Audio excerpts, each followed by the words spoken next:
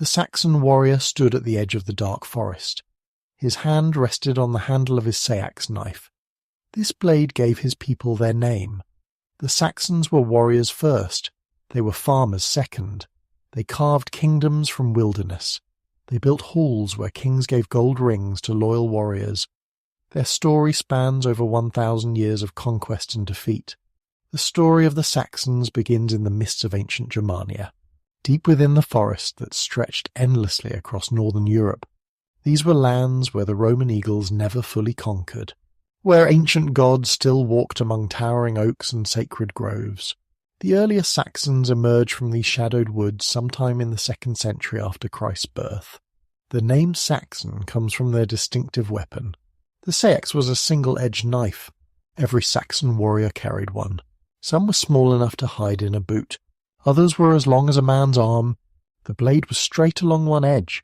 The other edge curved to a sharp point. This weapon defined them as a people. When foreign chroniclers first wrote about them, they called them the knife people, the seax wielders, the Saxons. Their homeland lay in what is now northern Germany, the land between the Elbe and Rhine rivers, between the North Sea coast and the central German highlands. This was Old Saxony, a realm without cities, without stone buildings, without written laws. The Saxons lived in scattered settlements, small villages of wooden houses. Each house sheltered an extended family, grandparents and parents and children all under one roof. The houses were long and low. Their walls were made of woven branches covered in mud. Their roofs were thatched with river reeds. The Saxon lands were not gentle lands. Winter brought months of freezing rain and snow. The North Sea winds cut through the heaviest cloaks. Summer was brief and uncertain. The soil was often poor and sandy. Farming required constant struggle. The Saxons learned to be hard because their land was hard. They learned to fight because survival meant fighting, against nature, against hunger, against enemies who wanted their few resources. In these early centuries, the Saxons were not one united people. They were many tribes sharing similar language and customs. The Westphalians lived nearest to the Rhine. The Eastphalians dwelt along the middle Weser River. The Angrians occupied the lands around modern Hanover. The Nordalbingians inhabited the peninsula of Holstein. Each group had its own chiefs and warriors, its own sacred sites and local gods. Yet they recognized their kinship. When threatened by outside enemies, they could unite. When opportunity arose for raiding or conquest, they could cooperate. The Roman historian Ptolemy first mentioned the Saxons around the year 150. He placed them on the neck of the Cimbric Peninsula. This is modern-day Holstein. He described them as a minor tribe, one among many Germanic peoples. The Romans knew little about them in those days.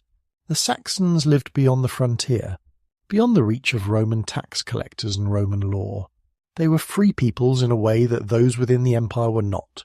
By the 3rd century, the Saxons had grown more numerous. They had expanded their territory southward and westward.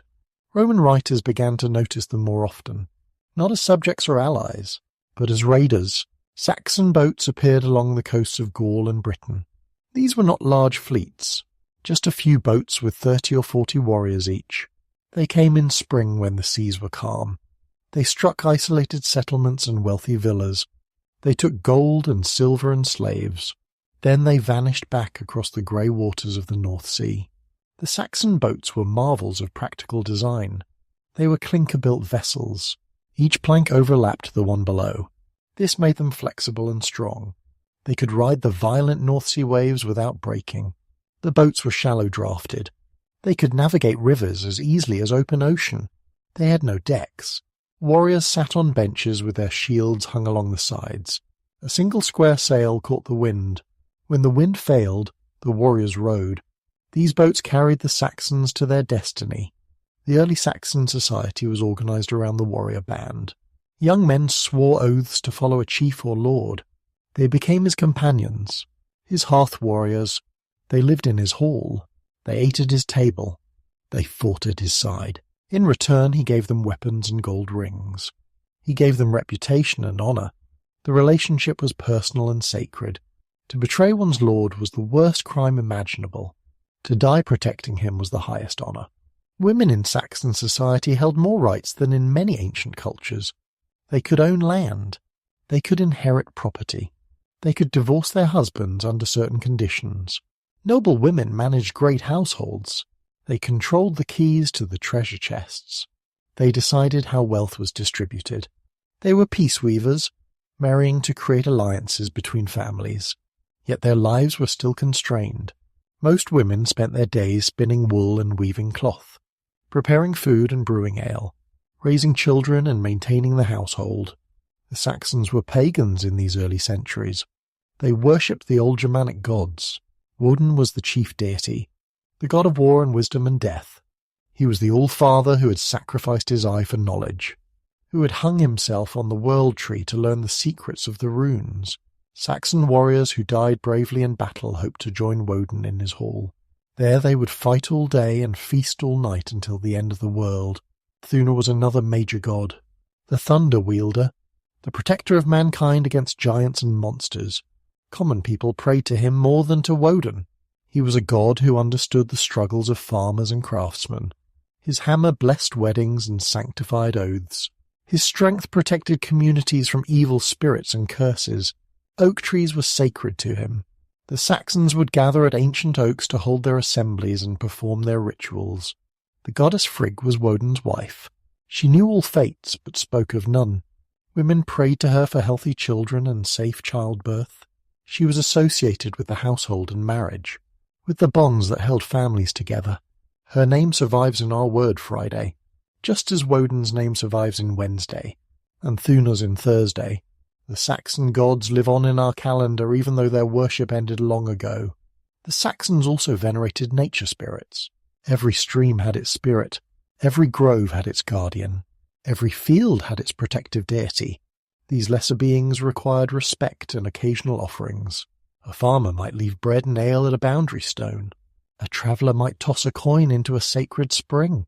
These practices continued long after the Saxons officially became Christian. Old beliefs die slowly in rural places. Saxon religion involved animal sacrifice. Horses were particularly sacred. They were associated with nobility and divine favour. At important festivals, horses would be ritually killed. Their blood would sanctify the ground. Their meat would be shared in communal feasts. The heads might be mounted on poles to ward off evil. Christian missionaries would later condemn these practices. They saw them as diabolic. But to the Saxons they were holy acts, ways of maintaining the proper relationship between humans and gods. The Saxons had no written literature in these early days, but they had a rich oral tradition. Professional poets called scops travelled from hall to hall. They sang songs of ancient heroes and legendary battles. They preserved genealogies and legal precedents. They entertained warriors during long winter nights. Their songs were not simple entertainments. They were the collective memory of the Saxon people. Through them, each generation learned what it meant to be Saxon. The Saxon year was marked by seasonal festivals. Yule came at midwinter. It was a time of feasting and gift-giving, of burning great logs to encourage the sun's return. Spring brought fertility festivals. Communities would process through the fields with images of gods. They would perform rituals to ensure good harvests. Midsummer was celebrated with bonfires and dancing. Harvest time brought Thanksgiving offerings. Each season had its proper observances, its ways of maintaining harmony between the human and divine worlds. Saxon law was not written law. It was remembered law, spoken law. Each community had its wise men who memorized the legal traditions. When disputes arose, these men would recite the relevant precedents. Justice was communal. There were no professional judges or lawyers. The accused would face their accusers before an assembly of free men. Oaths were crucial. A person's word was their bond. To break an oath meant social death. No one would trust an oath breaker. No one would do business with them. They became outcasts. Compensation was preferred to punishment in Saxon law. If a man killed another man, he paid vergild, blood money. The amount depended on the victim's social status. A nobleman was worth more than a freeman. A freeman was worth more than a slave. If a man couldn't pay, his family helped. If the family couldn't pay, the killer became an outlaw. Anyone could kill him without legal consequence. This system prevented blood feuds. It gave families alternatives to endless cycles of revenge. The Saxons practiced slavery, but not in the Roman manner. Saxon slaves were usually war captives or debtors. They could own property. They could marry. They could purchase their freedom. Some slaves rose to positions of trust and responsibility. The boundary between slave and free was permeable. A free man who couldn't pay his debts might become a slave. A slave who served faithfully might gain freedom. Society was hierarchical but not rigid. By the 4th century, the Saxon Confederation had grown powerful. They controlled much of northwestern Germany. They raided deep into Roman territory. The empire built special fortifications along the coasts of Gaul and Britain. The Romans called it the Saxon Shore, a chain of massive stone forts designed to repel Saxon raiders. The very existence of these fortifications showed how seriously Rome took the Saxon threat. The Saxons were not the only Germanic people pressing against Roman frontiers. The Franks pushed into Gaul. The Goths invaded the Balkans. The Vandals eventually reached North Africa. The Western Roman Empire was slowly crumbling. Its legions were stretched thin. Its economy was failing. Its political system was in chaos. The Germanic peoples sensed opportunity. Lands that had been closed to them for centuries were becoming available.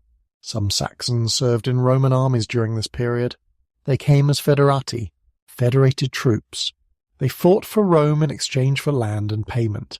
These Saxon soldiers learned Roman military tactics. They saw the wealth of Roman cities. They observed the weakness of Roman defences. When they returned home, they brought valuable intelligence. They knew where to strike and when. They understood Roman responses and how to counter them. The collapse of Roman Britain in the early 5th century created unprecedented opportunity for the Saxons. The legions withdrew in 410. They never returned. The Romano-British were left to defend themselves. They had grown soft under centuries of Roman protection. Their cities had walls but few defenders. Their villas had wealth but no warriors. The Picts pressed from the north. The Irish raided from the west. The Saxons saw a rich land ready for taking. According to later chronicles, the British leader Vortigern invited Saxon mercenaries to Britain. He needed their military strength against the Picts. He offered them land in Kent in exchange for their service. The Saxon chiefs Hengist and Horsa accepted the invitation.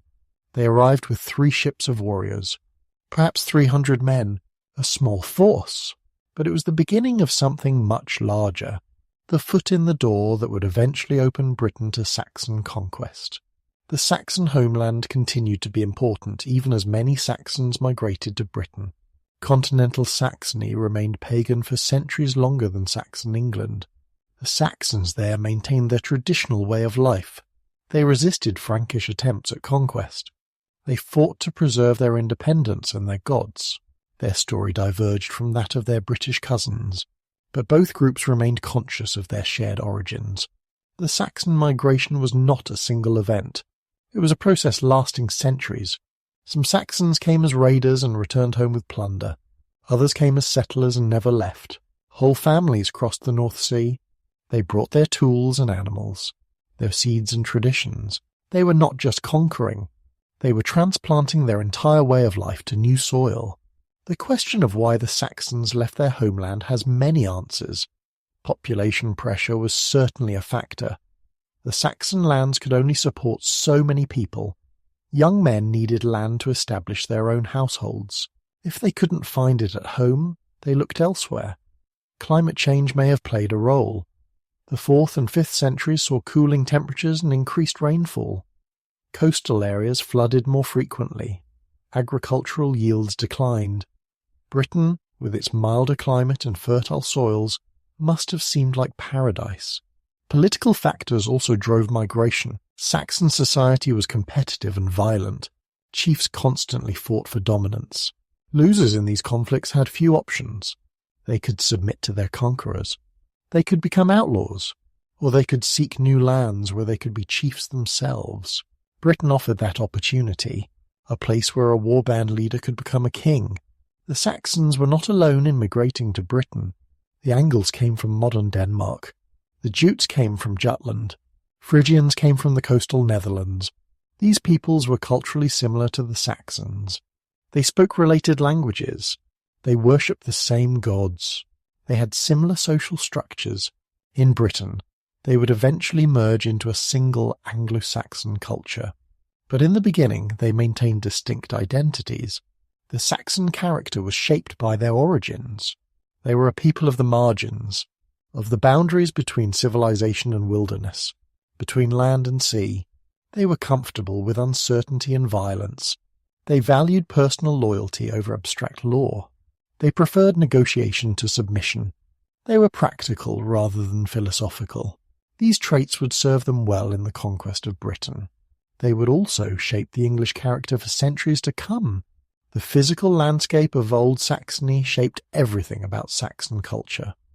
This was not a land of gentle rolling hills and pleasant meadows. It was a harsh territory of dense forests and treacherous marshes, of sandy heathlands and storm-lashed coasts.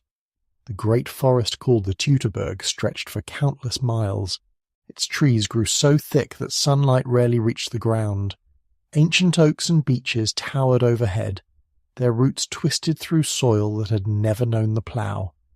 In these forests lived wolves and bears and wild boar, creatures that competed with humans for survival. The Saxons carved their settlements from this wilderness with iron and fire. Each new village represented a victory over nature. Trees were felled with axes. Stumps were burned or pulled out by oxen. The cleared land was initially fertile from centuries of fallen leaves, but the soil quickly exhausted itself. After a few years of crops, fields had to be left fallow. New clearings had to be made. It was an endless cycle of expansion into the forest. Saxon villages typically contained between 5 and 20 households. They were located near water sources but above flood levels. The houses were arranged without formal planning. Each family built where it seemed best. There were no streets in the modern sense, just muddy paths between buildings. Animals wandered freely. Pigs rooted through refuse. Chickens pecked in doorways. Dogs fought over scraps. The smell would have been overwhelming to modern noses. Wood smoke and animal dung, rotting vegetation and unwashed bodies. The Saxon house was called a hall. Even peasant dwellings bore this dignified name. The typical hall was rectangular, perhaps 40 feet long and 15 feet wide. The walls were made of upright posts with wattle and daub between them. Wattle was woven branches, daub was mud mixed with straw and animal dung. The roof was supported by 2 rows of internal posts. This created 3 spaces, a central area with a fire pit, 2 side aisles for sleeping and storage. There were no windows in Saxon houses. Smoke from the central fire escaped through gaps in the thatch.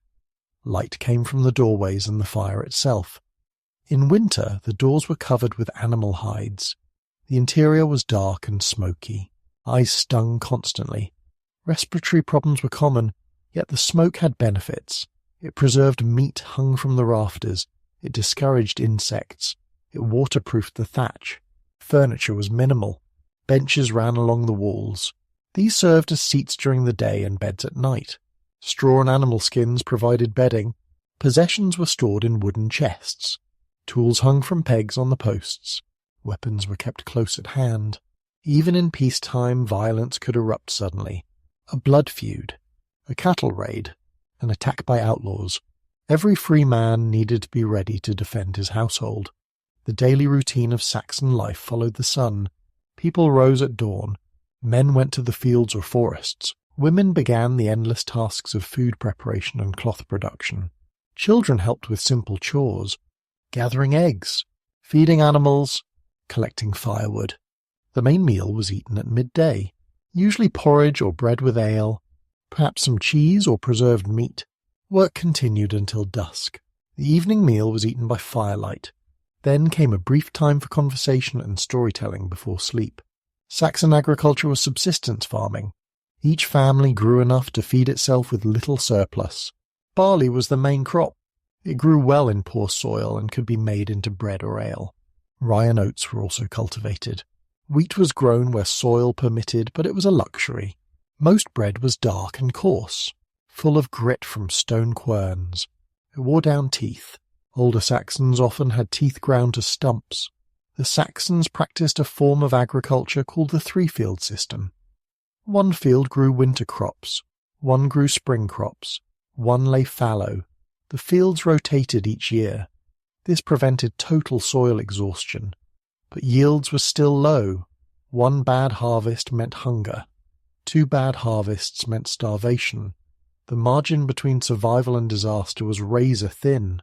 Livestock was crucial to Saxon farming. Oxen pulled ploughs and carts. Cows provided milk and cheese. Sheep gave wool and meat. Pigs were efficient converters of waste into protein. Chickens provided eggs and occasional meat. Horses were prestige animals. Only the wealthy could afford to keep them. Most transport was by ox cart or human feet. The Saxon plough was a simple device. A wooden frame with an iron share. It scratched furrows rather than turning the soil. Fields had to be cross-ploughed, once lengthwise, once crosswise. It was exhausting work. A man and ox team could plough perhaps an acre a day. Spring ploughing was a race against time. The ground had to be prepared before it dried too much, but not while it was still waterlogged from winter. Hunting supplemented agriculture. The forests were full of game. Red deer and roe deer. Wild boar and bears. Small game like rabbits and birds. But hunting was not free. Forest resources belonged to whoever controlled the land. Poaching was severely punished. A peasant caught taking a deer might lose a hand. Or worse. The forests were for the elite. Common people made do with what they could raise or grow. Fishing was important for communities near rivers or coasts. The Saxons used nets and weirs and hooks. They preserved fish by smoking or salting. Dried fish could last through winter. It provided protein when fresh meat was scarce. Coastal Saxons also gathered shellfish and seaweed. They hunted seals and occasionally whales. A beached whale was a community treasure. Its meat and blubber could feed a village for weeks. Saxon crafts were primarily household productions. Every family made its own tools and clothes. Men carved wood and worked leather. They forged simple iron implements. Women spun thread and wove cloth. They made pottery and prepared food. Specialization was limited. A village might have a blacksmith, perhaps a potter, but most people were generalists. They knew a little of every necessary skill. The working of iron was especially important. Iron made the Saxon expansion possible. Iron axes cleared forests. Iron ploughs broke soil. Iron weapons won battles. The Saxons had good local sources of bog iron. This was iron ore formed in marshes. It was inferior to mined ore but adequate for most purposes. Smelting required charcoal from the forests. Another reason why woodland was so valuable.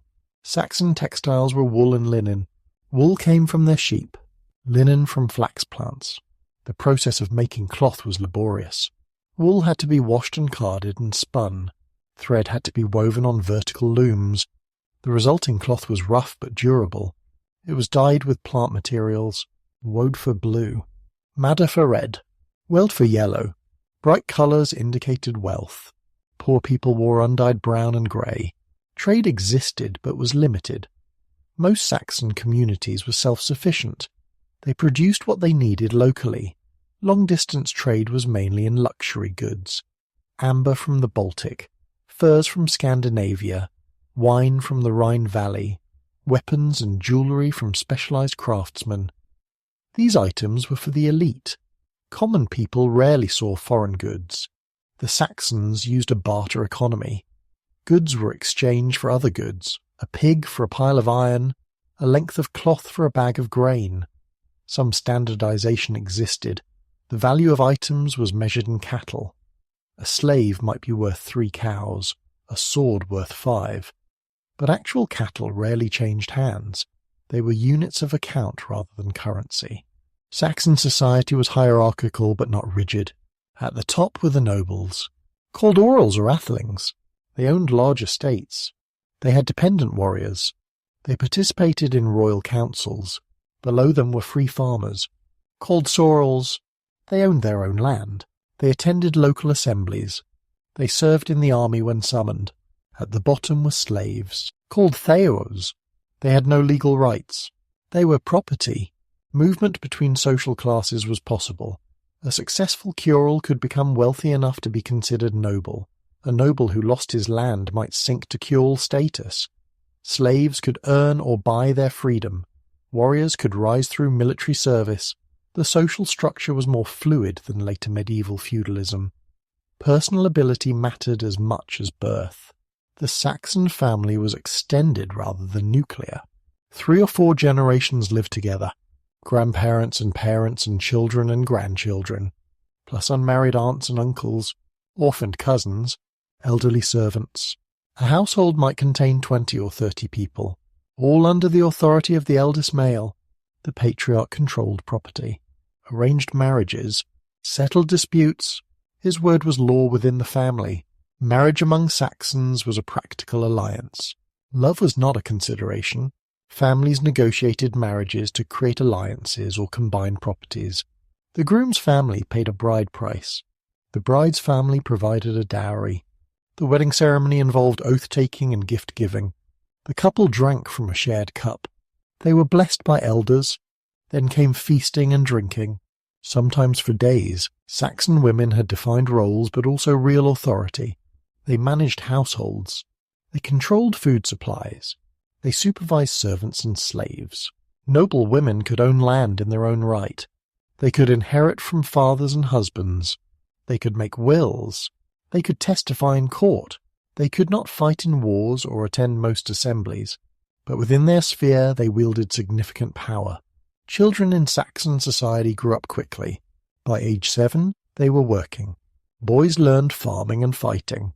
Girls learned cooking and weaving. By 14, they were considered adults. They could marry. They could own property. They could be held legally responsible for crimes. Childhood as we understand it did not exist. There was infancy. Then there was adulthood. Nothing between. Education was practical rather than academic. Boys learned by watching and doing. They followed fathers and uncles to fields and forests. They practiced with wooden swords and small bows. Girls learned from mothers and aunts. They started with simple tasks like gathering eggs. Gradually they took on more complex work. Only noble children might receive formal instruction, learning to recite genealogies and laws, perhaps acquiring basic literacy if Christian missionaries were present. Saxon medicine was a mixture of practical knowledge and superstition. They understood basic wound treatment, how to set bones and stitch cuts. They knew medicinal plants. Willow bark for pain, feverfew for headaches, comfrey for bruises. But they also believed in magical causes of illness, evil spirits and curses and elf-shot. Treatment might involve herbal remedies, or it might involve charms and amulets, often both together. Death was a constant presence in Saxon life. Infant mortality was perhaps 50%. Women died in childbirth. Men died in accidents and violence. Disease took people of all ages. Life expectancy was perhaps 35 years. Those who reached 50 were considered ancient. The Saxons accepted death as natural. They did not rage against it. They prepared for it. They faced it with resignation or defiance depending on temperament. Saxon funeral practices varied by status and region. Common people were usually cremated. Their ashes were placed in pottery urns. These were buried in communal cemeteries. Grave goods were minimal. Perhaps a knife or brooch, something for the journey to the afterlife. Noble burials were more elaborate. The body might be buried intact, surrounded by weapons and jewellery, sometimes even with horses and dogs. The grave marked by a mound. The Saxons believed in an afterlife, but concepts varied. Warriors who died bravely went to Woden's Hall. There they would feast and fight until the world's end. Ordinary people went to a shadowy underworld, neither pleasant nor terrible, just a pale reflection of earthly life. Some believed in reincarnation, that souls returned in new bodies. These beliefs were not systematized. Different people held different ideas. Saxon morality emphasized loyalty and courage. A man's worth was measured by his faithfulness to oaths, his willingness to fight for kin and lord. Cowardice was the worst sin. Betrayal was equally despised. Generosity was praised. Successful men were expected to share wealth, to give gifts and hold feasts. Miserliness was shameful. These values permeated Saxon society. They shaped behavior from peasant to king. The Saxon year was structured by agricultural cycles. Spring was for ploughing and planting, summer for tending crops and gathering wild foods. autumn for harvesting and slaughtering excess livestock, winter for craft work and repair. Each season had its demands, its opportunities and dangers. The Saxons lived close to nature's rhythms. They could not ignore them as modern people can. Saxon entertainment was simple but valued. Storytelling around winter fires, singing at harvest festivals, board games like Nefertafel, dice games and riddle contests, physical competitions, wrestling and foot races, mock battles with wooden weapons. These activities built community bonds. They passed time during dark months. They provided relief from constant labour. Music was important to Saxon culture. They had various instruments, bone flutes and wooden pipes, small harps and drums. Songs accompanied work, rowing songs for boats, grinding songs for querns, lullabies for children, war songs for battle. Most music was vocal. Everyone sang. It was a universal skill like walking or talking. The Saxon sense of time was different from ours. They did not think in minutes or hours. They thought in seasons and generations. A day was divided by natural markers, dawn and noon and dusk. Years were remembered by significant events. The year of the Great Flood, the year the king died, the year of the failed harvest. This was practical for a non-literate society. Events were easier to remember than numbers. Saxon art was primarily decorative rather than representational. They carved intricate patterns on everyday objects, interlacing designs on bone combs, spiral patterns on pottery, animal designs on metalwork. Their aesthetic sense valued complexity and craftsmanship. A well-made object was beautiful regardless of material. A perfectly carved wooden spoon could be as prized as silver jewellery. The Saxons had a rich tradition of oral literature, stories of gods and heroes, genealogies tracing families to divine ancestors, riddles and proverbs and charms. This literature was not entertainment alone. It preserved history and lore. It taught moral lessons.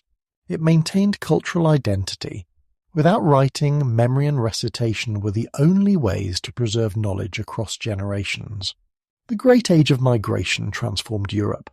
Between the 3rd and 6th centuries, entire peoples moved across the continent. The Saxons were part of this vast reshuffling of populations. But unlike some groups who moved once and settled, the Saxons engaged in centuries of gradual expansion and movement. They did not abandon their homeland. They extended from it like fingers reaching into new territories. The pressure that drove Saxon expansion came from many sources. To their east were the Slavic peoples, slowly pushing westward into Germanic lands. To their south were the Franks, growing ever more powerful and organized. To their north were the Danes and other Scandinavian peoples, competing for the same resources and opportunities. The Saxons were squeezed from all sides. They could submit to stronger neighbours, or they could find new lands. They chose expansion. The earliest Saxon movements were seasonal raids. Warriors would leave in spring when the seas calmed. They would raid along the coast of Gaul and Britain, taking what they could carry. Then they would return home for harvest. These were not invasions. They were shopping trips with swords. The raiders brought back gold and silver, fine weapons and beautiful objects, stories of rich lands poorly defended. Each successful raid encouraged more ambitious ventures. By the late 3rd century, Saxon raids had become a serious problem for Rome. The empire responded with massive fortification projects. Along the British coast they built a chain of forts: Brancaster and Berg Castle, Walton and Bradwell, Reculver and Richborough, Dover and Limpenny, Pevensey and Portchester. These were not simple military camps. They were massive stone fortresses. Their walls were 20 feet high and 10 feet thick. They could shelter entire fleets and armies. The Saxon shore forts represented enormous investment. Each required thousands of workers, millions of stones, years of construction. Their garrisons consumed vast resources, food and weapons and pay. The fact that Rome built them shows how seriously they took the Saxon threat. These were not casual raiders to be ignored. They were existential dangers to Roman Britain's prosperity. The Saxons learned from their encounters with Rome. They observed Roman military tactics, the discipline of legionary formations, The use of cavalry and artillery. They studied Roman fortifications, how walls were built and gates defended. They acquired Roman weapons through trade and plunder, better swords and armour, improved metalworking techniques. The Saxons were not mindless barbarians. They were adaptive and intelligent. They took what worked and made it their own. Some Saxons served Rome directly. They enlisted as auxiliary troops. They fought in Roman armies across the empire, in Gaul against other Germans, in Britain against the Picts, in the east against the Persians. These Saxon soldiers sent knowledge home, information about Roman weakness and strength, details about geography and politics, intelligence that would prove valuable when the empire faltered. The relationship between Saxons and Romans was complex. They were enemies but also partners. Saxon merchants traded in Roman markets.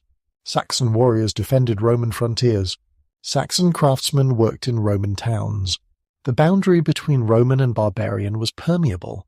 People crossed it in both directions. Some Romans went native and joined Germanic tribes. Some Germans became thoroughly Romanized. The 4th century saw increasing Saxon settlement rather than just raiding. Small groups established themselves in Roman territory, sometimes as permitted settlers, laity they were called. They received land in exchange for military service, sometimes as unauthorized squatters, taking over abandoned farms and villages. The Roman authorities often accepted these settlements after the fact. Better to have Saxon farmers paying taxes than empty land producing nothing. The crisis of the 3rd century had weakened Rome permanently. Civil wars and plague and economic collapse. The empire recovered but never fully.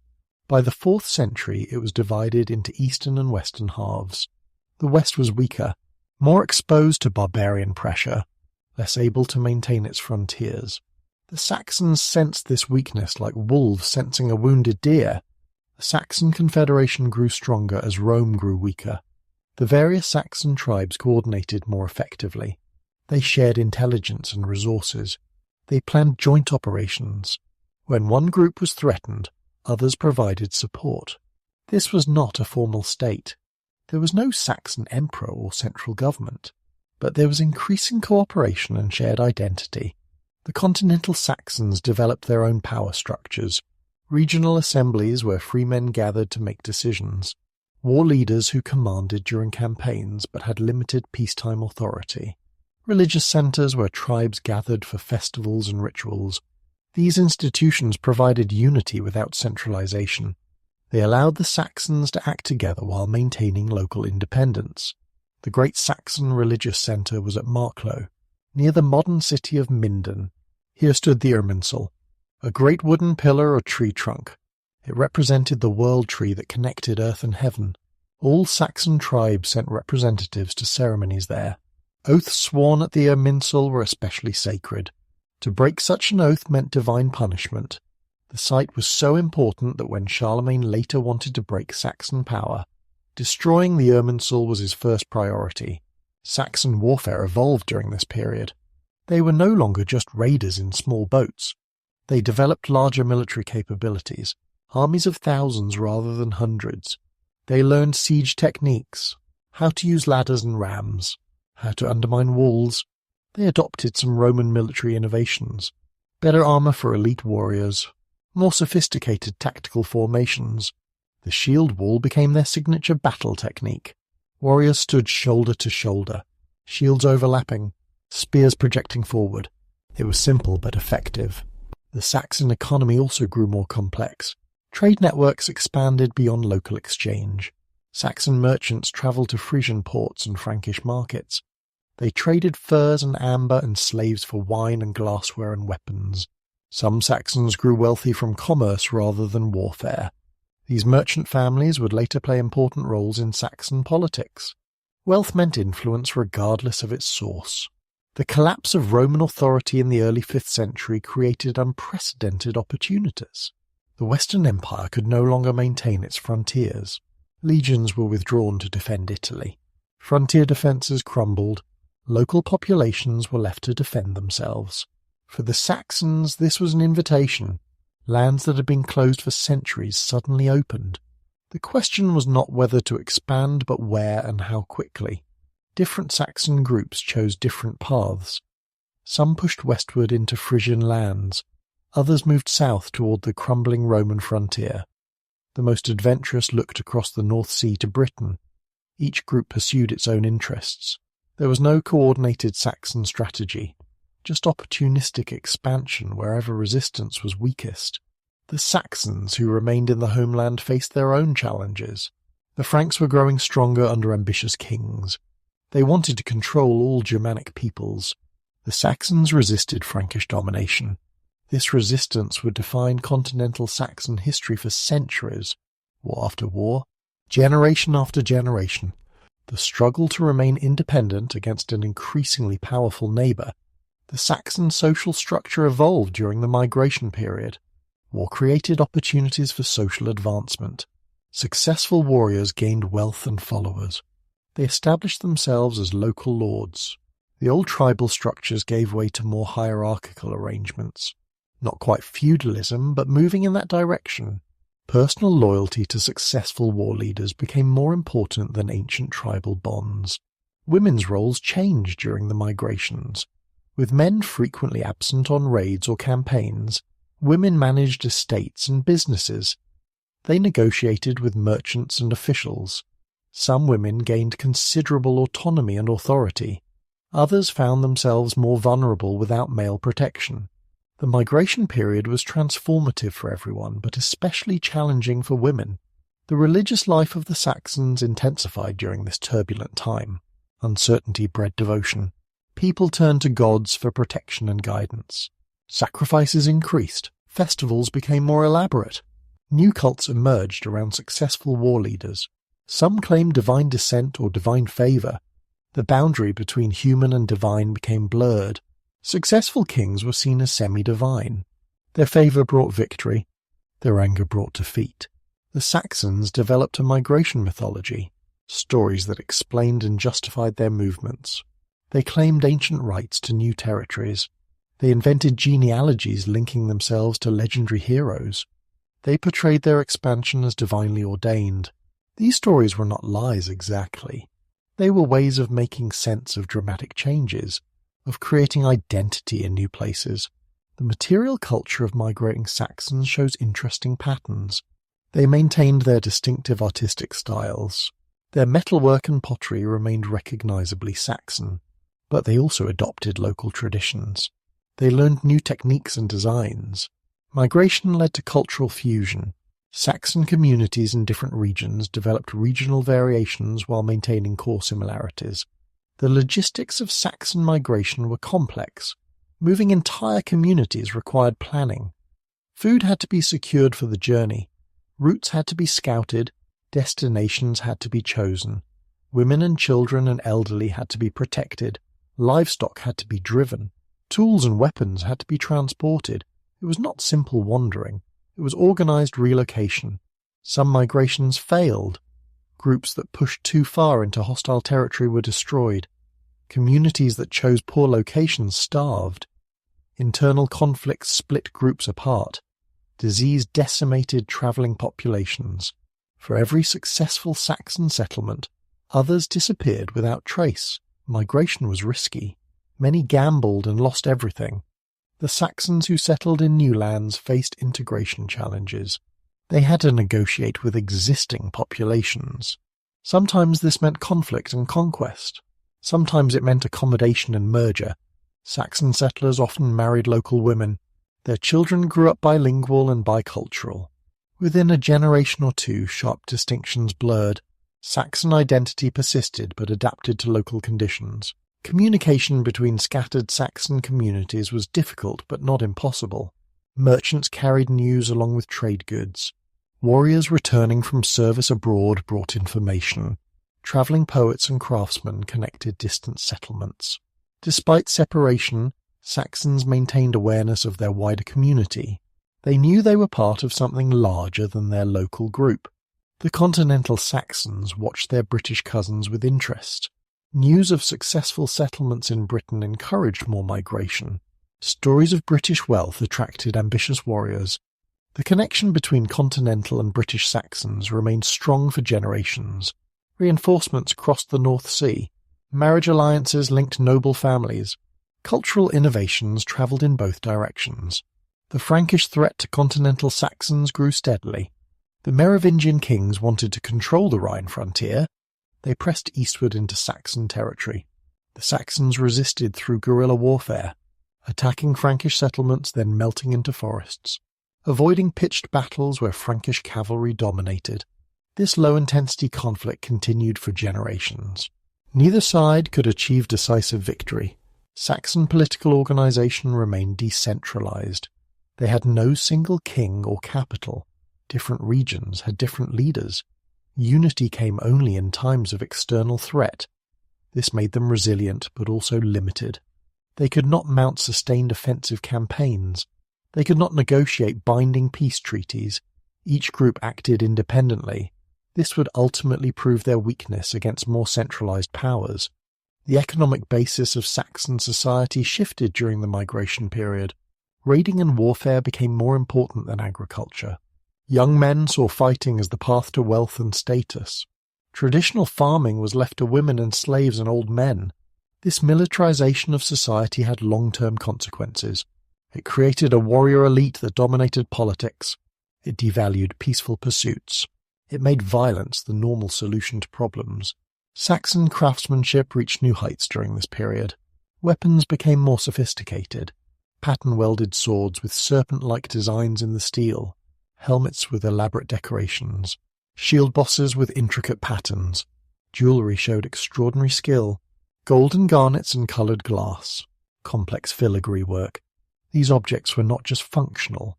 They were statements of identity and status. The Saxon language evolved during the migrations.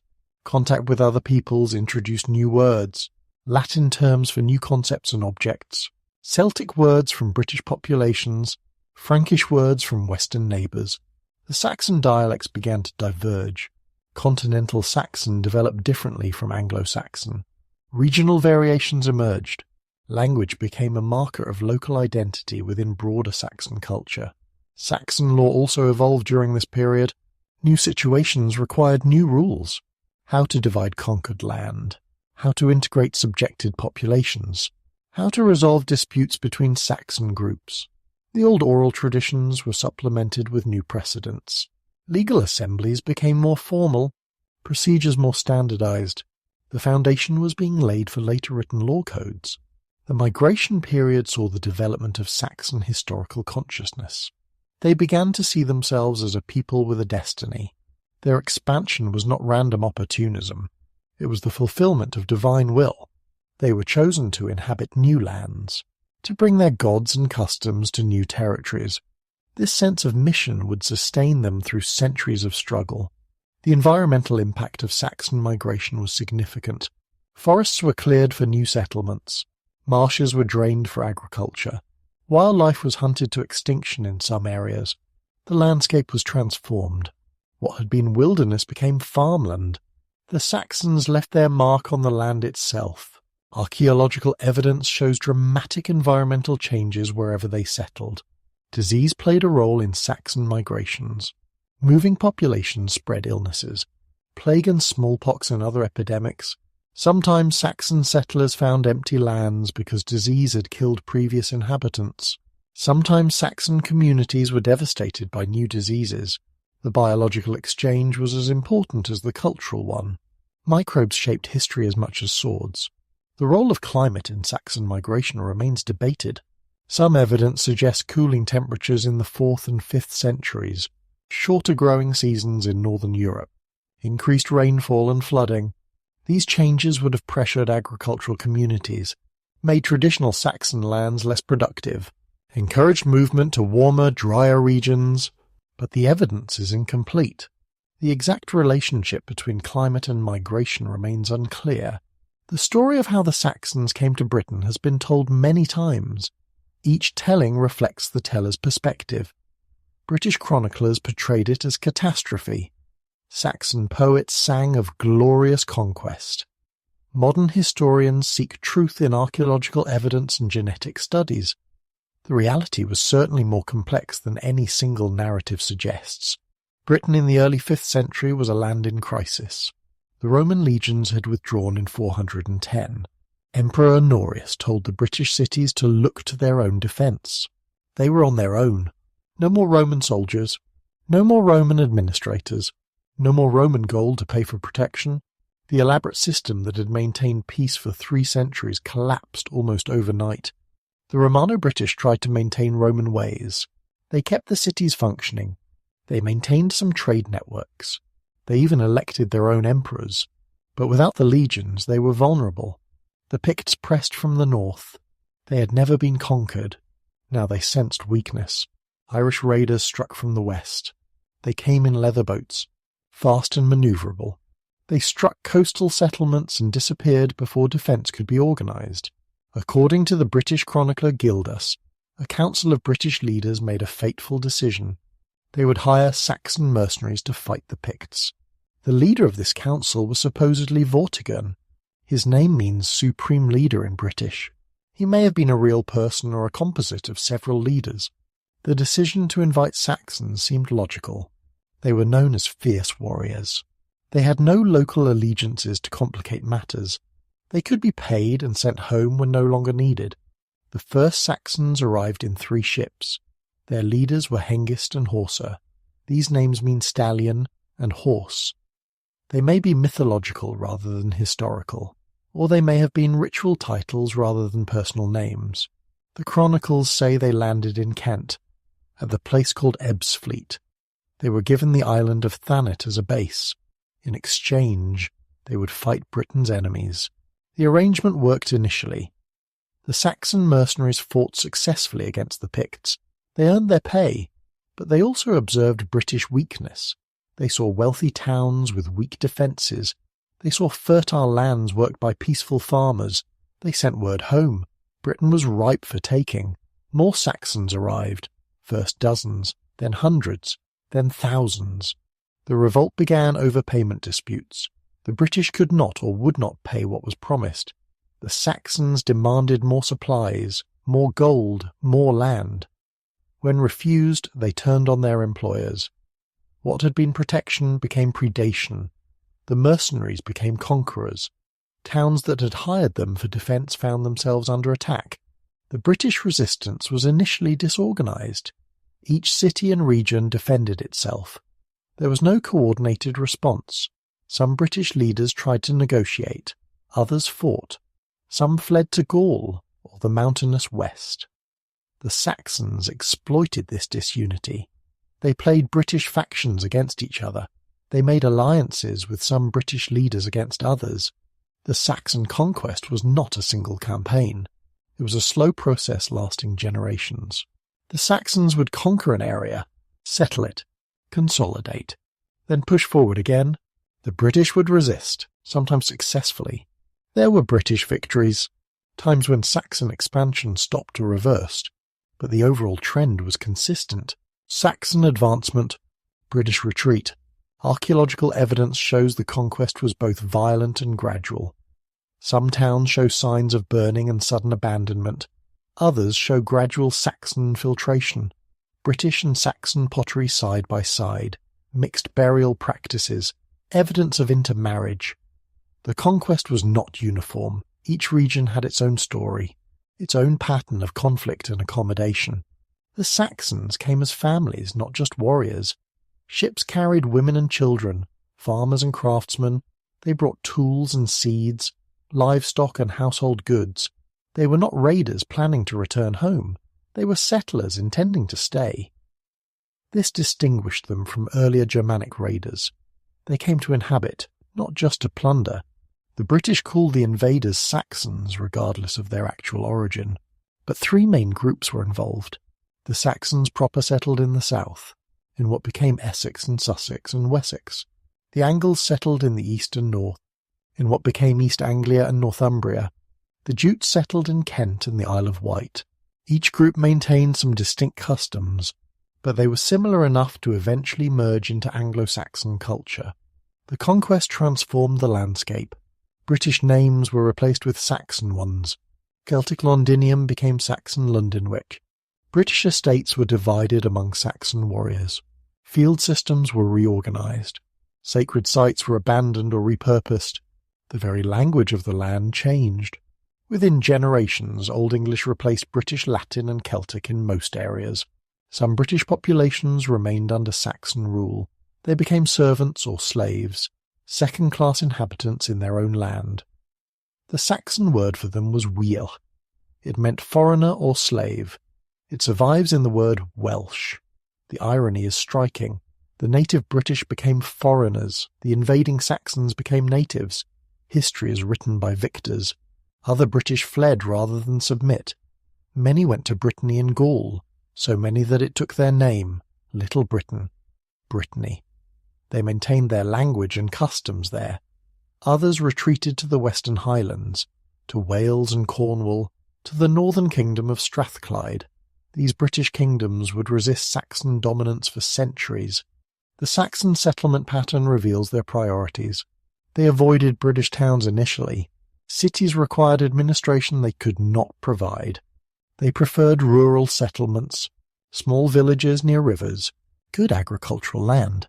Defensible but not isolated, they built in wood, not stone. Their halls and houses were impermanent, easy to abandon if necessary. Only later did they occupy and rebuild British towns.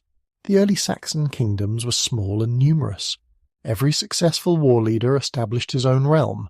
Kent and Sussex, Essex and Wessex, East Anglia and Middlesex, Wychie and Magonsati, Lindsey and Deira. Some lasted centuries. Others disappeared within generations, absorbed by stronger neighbours. The political map constantly shifted. Borders were fluid. Authority was personal rather than territorial. The conversion of British land to Saxon use was comprehensive. They introduced their own agricultural practices, their three-field system, their ploughing techniques. They cleared new lands that British never farmed. They drained marshes. They felled forests. The population may have initially declined due to warfare and disruption, but Saxon agricultural efficiency eventually supported larger populations than Roman Britain had. Saxon society in Britain initially resembled their homeland society, but it quickly adapted to new conditions. The abundance of conquered land created new aristocracies. Successful warriors became major landowners. They had British slaves to work their estates. They could support larger warrior retinues. Social stratification increased. The gap between noble and common widened. The role of British survivors in Saxon England remains debated. Genetic studies suggest significant British ancestry in the English population. But British culture largely disappeared from Saxon areas. Language, religion and customs were predominantly Germanic. This suggests cultural dominance rather than complete population replacement. The British who remained adopted Saxon ways. They became English. The Saxon conquest mythology developed early. Stories of Hengist and Horsa, of brave warriors defeating decadent British, of divine destiny fulfilled. These stories justified the conquest. They created shared identity among diverse Saxon groups. They transformed violent invasion into heroic adventure. Every culture needs its founding myths. The Anglo-Saxons created theirs from conquest. Women in the conquest period faced particular challenges. British women might find themselves slaves or wives to Saxon warriors. Saxon women had to establish households in hostile territory. They had to maintain culture while adapting to new environments. They were culture bearers. Through them, Saxon customs and language passed to new generations. Without them, the conquest would have been mere raiding. The economic impact of the conquest was severe initially. Trade networks collapsed. Coin usage disappeared. Cities declined or were abandoned. But the Saxons eventually created new prosperity. They established new trade routes with Frankish Gaul, with Frisian merchants, with Scandinavian traders. The economy recovered, but in different forms.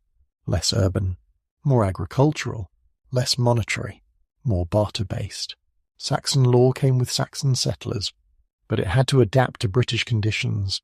New crimes required new punishments. Relations between Saxon and British needed regulation. Land ownership needed clarification. The early Saxon kings began issuing law codes. These were not comprehensive legal systems, just collections of specific rules, mostly about compensation for injuries. Wehrguilds for different social classes. The military organisation of Saxon Britain evolved from the conquest. Every free man owed military service. The third, it was called, local defence forces. But professional warriors were also needed. The king's companions, thanes who held land in exchange for military service. This was not yet feudalism, but it was moving toward military specialisation, toward a warrior aristocracy supported by agricultural labourers. Religion during the conquest period was entirely pagan. The Saxons brought their Germanic gods. Woden and Thuna and Tew, they established sacred sites, groves and springs and prominent hills. They performed their traditional rituals, animal sacrifices, seasonal festivals. The Christian British viewed this as diabolic. The arrival of paganism after centuries of Christianity seemed like the end times. Some British Christians saw the Saxon conquest as divine punishment for British sins. Yet Christianity did not completely disappear from Saxon areas. Some British Christians remained, practicing quietly, maintaining shrines and holy sites. Some Saxon leaders married British Christian women. These women sometimes influenced their husbands and children. Christianity survived in pockets. Ready to re-emerge when conditions changed, the seeds of conversion were present from the beginning. The cultural exchange between Saxon and British was limited but real. The Saxons adopted some British words, mostly for landscape features they had not known. British hill forts and Roman ruins inspired Saxon legends. British metalworking techniques influenced Saxon crafts. The exchange was unequal. Saxon culture dominated, but it was not impermeable. It absorbed what was useful from the conquered culture. The Saxon conquest created the English language. Old English was essentially the Saxon dialect of Germanic, but it incorporated British and Latin words. It developed its own characteristics, different from continental Saxon, different from other Germanic languages. Language evolution shows cultural evolution. The Saxons became something new in Britain, not just transplanted Germans, but English. The pace of Saxon conquest varied dramatically. Some areas fell quickly, others resisted for generations. The British victory at Mount Badon around 500 stopped Saxon expansion for decades. The British may have been led by someone who inspired the later Arthur legends, but Saxon pressure eventually resumed. By 600, most of lowland Britain was under Saxon control. The conquest took 2 centuries to complete. The human cost of the conquest was enormous. Thousands died in battles and raids. More died from disruption of agriculture, from disease, from displacement. Entire communities disappeared. British culture was largely erased from eastern Britain. The conquest was not genocide, but it was cultural catastrophe for the British. Their world ended. A new world began. By the year 600, Saxon Britain had crystallized into what later historians call the Heptarchy. 7 major kingdoms dominated the political landscape. Kent in the southeast, Sussex on the southern coast, Wessex in the southwest, Essex north of the Thames, East Anglia in the eastern bulge, Mercia in the Midlands, Northumbria in the north. These 7 kingdoms would compete and cooperate for centuries. Their rivalries and alliances shaped English history. Kent was the oldest and initially most prestigious kingdom. It claimed direct descent from Hengist and Horsa. The kings of Kent traced their lineage to these legendary founders. Kent had advantages other kingdoms lacked. It was closest to the continent. Trade with Frankish Gaul flowed through Kentish ports. Continental fashions and ideas arrived here first. The kingdom controlled the Thames estuary, the major water route into Britain's heart. The Kentish capital was Canterbury, not the Roman city initially. That lay largely abandoned, but a new Saxon settlement outside the Roman walls. The Kentish kings built their halls of timber, great rectangular buildings with high roofs. Inside, warriors feasted at long tables. Poets sang of ancient heroes. The king sat on his gift stool, the throne from which he distributed gold rings and weapons to faithful followers. Kentish society was more sophisticated than other Saxon kingdoms. Trade created wealth beyond agricultural production. Kentish merchants travelled to Frankish markets. They brought back wine and glassware, jewellery and fine weapons, books when Christianity arrived. This wealth allowed Kentish kings to maintain larger retinues, to build more elaborate halls, to patronise craftsmen and poets. Kent saw itself as the most civilised Saxon kingdom. The laws of Kent were the first Saxon laws written down. King Ethelbert issued his law code around 600, written in Old English, not Latin. These laws reveal a complex society, different wehrgilds for different social classes, regulations for marriage and divorce, rules about property and inheritance, penalties for various crimes. The laws show Kent was not a primitive warrior society. It had sophisticated legal concepts, property rights, contract obligations, legal procedures. Sussex, the kingdom of the South Saxons, was more isolated. The great forest of the Weald separated it from other kingdoms. Dense woodlands stretched for miles, nearly impassable except on a few ancient tracks. This isolation protected Sussex but also limited it. The kingdom remained relatively poor and backward. Its kings never achieved the power of other Saxon rulers. The South Saxon settlement was concentrated along the coastal plain, between the sea and the forest, a narrow strip of fertile land. Here they built their villages and farms. They fished the coastal waters. They grazed sheep on the downs. They grew barley in small fields carved from woodland. Life was harder here than in richer kingdoms. The margin of survival narrower. Sussex had its own traditions and customs, its own dialect of Old English, its own versions of common legends. The South Saxons maintained fierce independence. They resisted domination by stronger neighbours. When they could not resist, they submitted grudgingly. They waited for opportunities to reassert autonomy. This stubborn independence characterised Sussex throughout the Saxon period. Wessex, the kingdom of the West Saxons, would eventually dominate all others. But initially it was just another struggling kingdom. Its territory was contested. British kingdoms still existed to the west. Other Saxon kingdoms pressed from the north and east. Wessex had to fight constantly just to survive. This struggle forged a particularly militant culture. Wessex warriors were renowned for ferocity. The West Saxon royal house claimed descent from Cerdic, a possibly mythical founder who arrived around 500.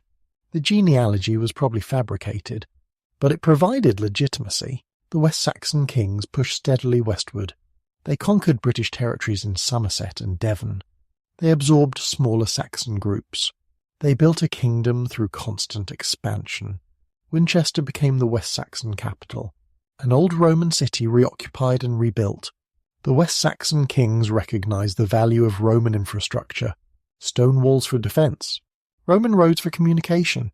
They adapted Roman administrative concepts, dividing the kingdom into shires, each with its own ealdorman, a nobleman responsible for local administration and defence.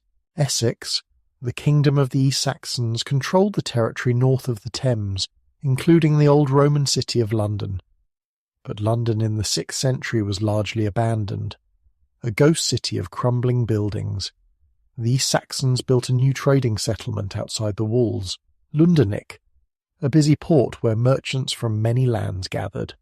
The East Saxon kingdom was overshadowed by more powerful neighbours, Kent to the south, East Anglia to the north, Mercia to the west.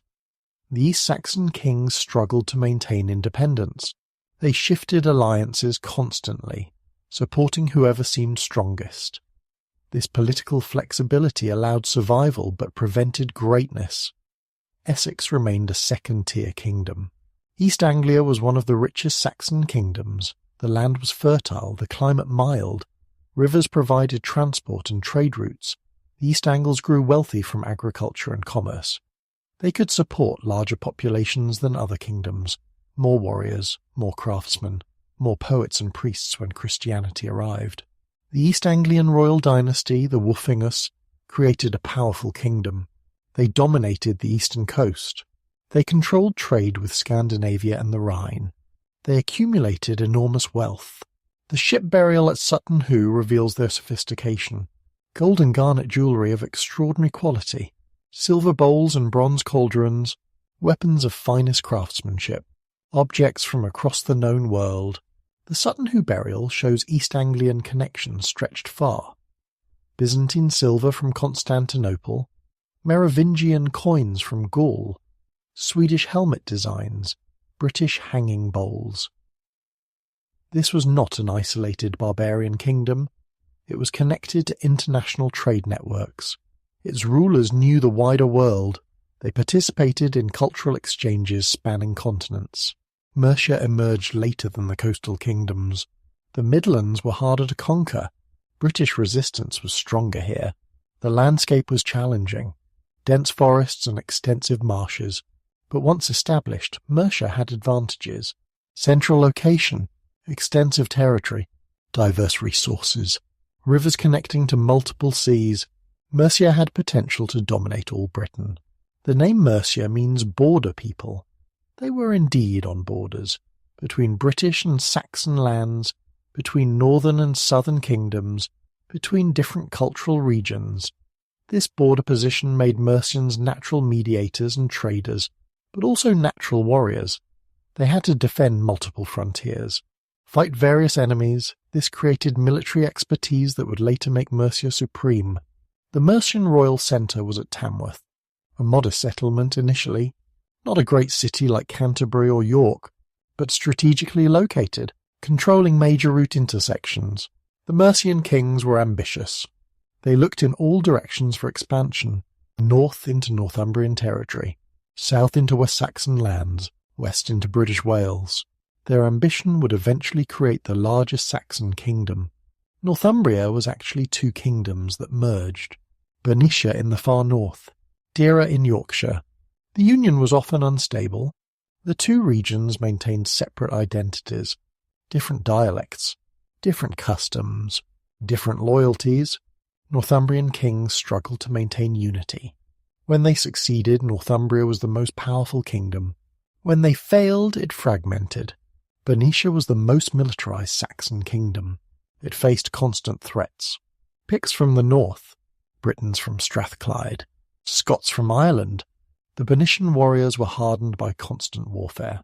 They developed superior military tactics, better armour and weapons, more disciplined formations. When Bernician kings ruled all Northumbria, their military superiority made them dominant. The Bernician royal fortress was Bamburgh, built on a coastal outcrop, nearly impregnable. The rock rose sheer from the sea, only one narrow approach by land. Here Bernician kings held court. The hall was built of timber, but the location provided security no walls could match. From Bamburgh, kings could see threats approaching from land or sea. They could shelter here when overwhelmed, plan counterattacks when ready. Deira was more settled and prosperous than Bernicia. The Yorkshire countryside was fertile, the climate milder, Roman infrastructure more intact.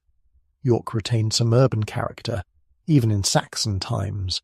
Deiran culture was more sophisticated, less militaristic, more interested in trade and agriculture than conquest. When Deira dominated Northumbria, the kingdom pursued cultural rather than military achievements. The competition between the seven kingdoms was constant but not always violent. They competed for trade routes, for alliance with minor kingdoms, for prestige and recognition, for the service of famous warriors and poets, for the favour of the church when Christianity arrived. Competition drove development. Each kingdom strived to surpass others, in military might, in legal sophistication, in cultural achievements.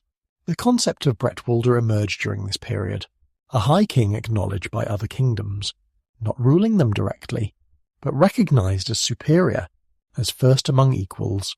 Different kings claimed this title at different times. Sometimes it reflected real dominance, sometimes just ambition. The position was never formal or permanent. Power shifted too quickly for stable hierarchy. Marriage alliances linked the kingdoms. Princesses were peace weavers, sent to foreign courts to cement alliances. They brought their customs and connections. They influenced their husbands and children. Through them, culture spread between kingdoms, artistic styles, legal concepts, religious ideas. Women were diplomatic bridges between often hostile kingdoms. The economy of the seven kingdoms varied considerably. Kent and East Anglia were commercially oriented. They had extensive trade networks, used coins regularly, supported specialised craftsmen. Wessex and Mercia were more agricultural. Their wealth came from land, from crops and livestock. Northumbria combined both. Commercial cities like York, agricultural estates in the countryside. Each kingdom's economy shaped its politics and culture. Warfare between the kingdoms followed established patterns. Campaigns were seasonal. Summer was fighting time. Winter was for preparation and recovery. Battles were usually small, a few hundred warriors on each side, rarely more than 1,000. The shield wall was the standard tactic. Lines of warriors with overlapping shields, spears projecting forward. The side that broke first lost. Pursuit turned defeat into slaughter. Fortifications were initially simple. Earth ramparts and wooden palisades. Reoccupied British hill forts. Modified Roman walls. But as warfare intensified, fortifications improved. Kings built burhs, fortified towns. These were not just military installations. They were administrative and economic centres, places where people could shelter during raids, where markets operated under royal protection, where coins were minted and laws enforced. The legal systems of the 7 kingdoms shared common Germanic roots, but each developed distinctive features. Wessex law emphasised royal authority. Mercian law protected church interests. Kentish law was most concerned with trade and property. Northumbrian law reflected its dual nature. Different provisions for Bernicia and Deira. These legal differences would complicate later attempts at unification. Cultural life flourished despite constant warfare. Each kingdom maintained poets and storytellers, Scops who preserved historical traditions, who entertained warriors in halls, who created new songs celebrating contemporary heroes. The competition for famous poets was intense. A great Scot brought prestige to his patron. His songs could make or break reputations. Poetry was propaganda as much as art. The 7 Kingdoms period saw the development of Old English literature, not written initially, but composed and transmitted orally. Epic poems about heroes and monsters, elegies lamenting lost lords and ruined halls, riddles and wisdom poetry, battle songs and genealogical verses. This literature expressed Saxon values, loyalty and courage, fate and honour, the transience of earthly glory. Art and craftsmanship reached high levels in several kingdoms. Metalworkers created elaborate jewellery, brooches and buckles with intricate designs, weapons decorated with silver and gold. Manuscript illumination developed after Christianity arrived.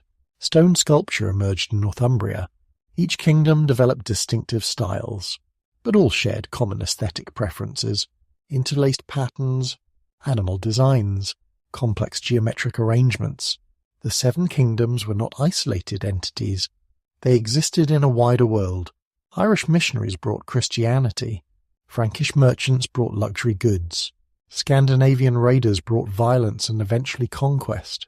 British kingdoms remained in the west, sometimes allied with Saxon kingdoms against other Saxons. The political situation was fluid and complex. Alliances shifted constantly. Yesterday's enemy might be tomorrow's ally. The rhythm of Saxon life in Britain followed the agricultural year. Spring brought the anxiety of ploughing and planting. Would the weather cooperate? Would the seed germinate? Would there be enough food to last until harvest? Summer meant long days of weeding and watching, protecting crops from wildlife and thieves. Autumn brought the crucial harvest. Everyone worked from dawn to dusk, cutting and gathering and storing. Winter was the time for indoor crafts and repairs, for storytelling and social visiting. Each season had its demands and its particular character. The Saxon village was the basic social unit. Most contained between 50 and 200 people. Related families clustered together. The village was largely self-sufficient. It produced its own food and clothing, made its own tools and furniture. Only specialized items came from outside. Iron from the smith, salt from coastal works or inland springs, luxury goods from travelling merchants. The typical Saxon house in Britain was larger than continental Saxon houses. Britain had abundant timber. Houses could be more substantial. The standard design was a rectangular hall, perhaps 60 feet long and 20 feet wide. Posts supported the roof. Walls were wattle and daub or wooden planks. The floor was beaten earth covered with rushes. These would change periodically, but never often enough. The smell of rotting vegetation permeated everything. Inside the hall, life was communal. Privacy did not exist. Everyone slept in the same space. Parents and children and servants. Sometimes animals too. Cattle might be brought inside during severe weather. The central hearth provided heat and light. Smoke filled the upper spaces. Eyes watered constantly. Respiratory ailments were common, but the smoke also preserved meat hung from rafters and discouraged insects from nesting in thatch. The daily routine began before dawn. Someone had to revive the fire from banked coals. Water had to be fetched from well or stream. Animals needed feeding. Cows required milking. These early morning tasks usually fell to women and children. Men ate a quick breakfast of bread and ale, then headed to fields or forests. Their work varied by season, but was always physically demanding. Women's work was equally hard but different. They prepared all meals, ground grain into flour, kneaded and baked bread, brewed ale from barley, preserved meat by salting or smoking, made butter and cheese. The kitchen garden was women's domain. They grew vegetables and herbs, cabbages and leeks, onions and garlic, medicinal plants for treating illness and injuries. Textile production consumed enormous amounts of women's time. Wool had to be washed and carded, combed and spun into thread. Thread had to be woven into cloth. Cloth had to be cut and sewn into garments. A single outfit required weeks of labour. Clothing was valuable. It was mentioned specifically in wills. Stolen clothes brought severe penalties. People owned few garments. They wore them until they fell apart. Children began working young. By age 5 or 6 they had regular chores, gathering eggs and firewood, scaring birds from crops, watching younger siblings. By age 10 they performed adult tasks. Boys learned ploughing and weapon use. Girls learned cooking and weaving. Childhood was brief. By 14 most were considered adults, ready for marriage and full responsibility. Saxon food was monotonous but adequate in good years. Bread was the staple, dark and coarse. Made from barley or rye, wheat bread was a luxury. Porridge was common, made from various grains, flavoured with herbs or honey when available. Vegetables were seasonal, cabbages and leeks in winter, fresh greens in spring, beans and peas in summer. Fruit was rare, wild berries and crab apples. Cultivated orchards were few. Meat was occasional for common people. A chicken for special occasions. Pork from pigs slaughtered in autumn. Beef was rare. Cattle were too valuable as draft animals. Fish was important near coasts and rivers, preserved by salting or smoking. Hunting was restricted. Deer belonged to nobles. Poaching brought severe punishment. Common people made do with rabbits and birds, when they could catch them. Ale was the universal drink. Water was considered unsafe, rightly so. Wells were often contaminated. Streams received runoff from fields and waste from settlements. Ale was safer. The brewing process killed harmful organisms. Every household brewed its own. Women controlled this vital production. Good brewers were valued. Their ale could make a feast memorable or a marriage negotiation successful. The Saxon diet lacked variety but was not necessarily unhealthy. When harvests were good, people ate adequately. Whole grains provided energy. Vegetables gave essential nutrients. Occasional meat supplied protein. Ale contained calories and some vitamins. The physical demands of daily life burned every calorie consumed. Obesity was unknown among working people. Only the wealthy could afford to be fat. Saxon medicine mixed practical knowledge with superstition. Healers understood basic wound care, how to clean cuts and set bones. They knew medicinal plants. Willow bark for pain, honey for wound healing, garlic for infections, but they also believed in supernatural causes of illness, elf shot and demon possession, evil eye and curses. Treatment might combine herbal remedies with charms and prayers. Sometimes it worked. Often it did not. Disease was a constant threat. Epidemics swept through communities, killing dozens in days. Smallpox and plague, dysentery and typhoid. Without understanding of germs, people had no defense. They attributed outbreaks to divine anger or malicious magic. Isolation was the only effective response. Entire villages might be abandoned when disease struck. The survivors fled, starting over elsewhere. The Saxon legal system in Britain evolved from Germanic traditions, but adapted to new circumstances. The basic principle was compensation rather than punishment. Every injury had a price. Every crime could be paid for. The laws were specific. Breaking a front tooth cost 6 shillings. A back tooth, 1 shilling. Cutting off an ear, 12 shillings. Murder required paying the guild to the victim's family. The amount varied by social status. Courts were communal affairs. The 100 Court met monthly. All free men attended. They heard disputes and witnessed transactions. Serious crimes went to shire courts. Meeting twice yearly. Presided over by the ealdorman and bishop. The King's Court handled cases involving nobles, or crimes that threatened royal authority. There were no professional lawyers. People spoke for themselves, or had friends speak for them. Proof in Saxon courts relied on oaths and ordeals. Oath-helping was common. The accused swore innocence. Friends and relatives swore to believe them. The number of oath-helpers needed depended on the crime's severity. If oaths were insufficient, ordeals determined guilt. The accused might carry hot iron, or plunge their hand into boiling water. If the wound healed cleanly, they were innocent. God had protected them. If it festered, they were guilty. Property law was complex. Land could be held in various ways. Folkland belonged to families. It could not be sold outside the kinship group. Bookland was granted by charter. It could be freely sold or given. Loanland was temporary, held for a lifetime or specified period. These distinctions mattered enormously. They determined inheritance and tax obligations. Land disputes were the most common legal conflicts. Saxon women had more legal rights than often assumed. They could own land, make wills, conduct business. A woman's morning gift from her husband was her property absolutely. She controlled it during marriage, kept it after widowhood. Women appeared in court as witnesses and plaintiffs. They ran estates when husbands were absent. Some became powerful landowners, influencing local politics. Marriage was a contract between families, not a romantic union. Parents negotiated terms. The groom's family paid a bride price. The bride's family provided a dowry. The wedding ceremony was secular. Oaths before witnesses, exchange of rings and gifts, sharing of a cup. Christianity later added religious elements, but the contractual nature remained. Divorce was possible, for adultery or abandonment, for failure to produce children.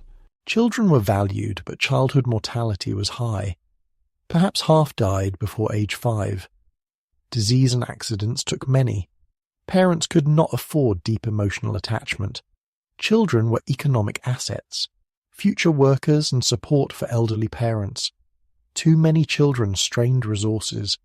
Too few left parents vulnerable in old age. The balance was delicate. Slavery existed but was different from later colonial slavery. Saxon slaves were not racially distinct. They were war captives or debtors, or descendants of slaves. They could own property, make contracts, buy their freedom. Some slaves held positions of trust, managing estates or businesses. The boundary between slave and free was permeable. Manumission was common. Former slaves could rise to respectable positions. The Saxon economy in Britain was primarily agricultural, but trade existed. Local markets operated weekly. Farmers brought surplus produce. Craftsmen sold their wares. Travelling merchants offered exotic goods. Salt and iron, jewellery and weapons, fine cloth and glassware. Most transactions were barter, grain for pottery, wool for tools, but coins circulated in some areas. Silver pennies minted by kings.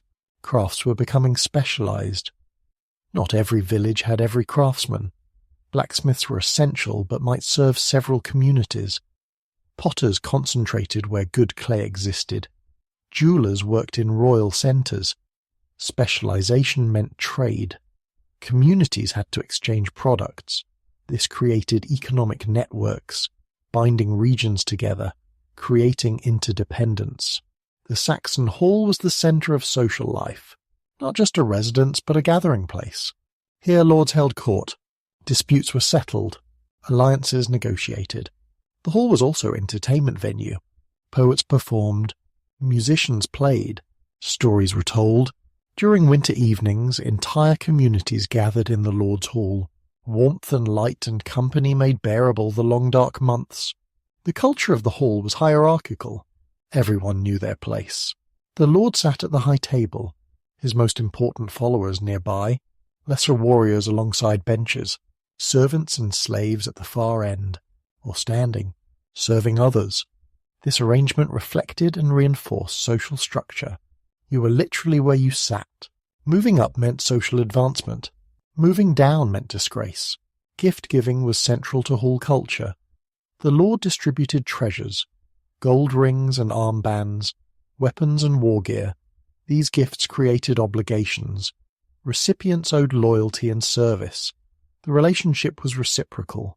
Warriors fought for their lord. The Lord rewarded them generously. Breaking this bond was the worst dishonor for either party.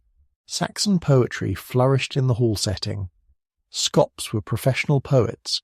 They memorized vast repertoires, historical epics and praise poems, riddles and wisdom literature.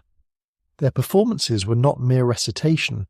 They adapted stories to current circumstances, praising present patrons, criticizing enemies.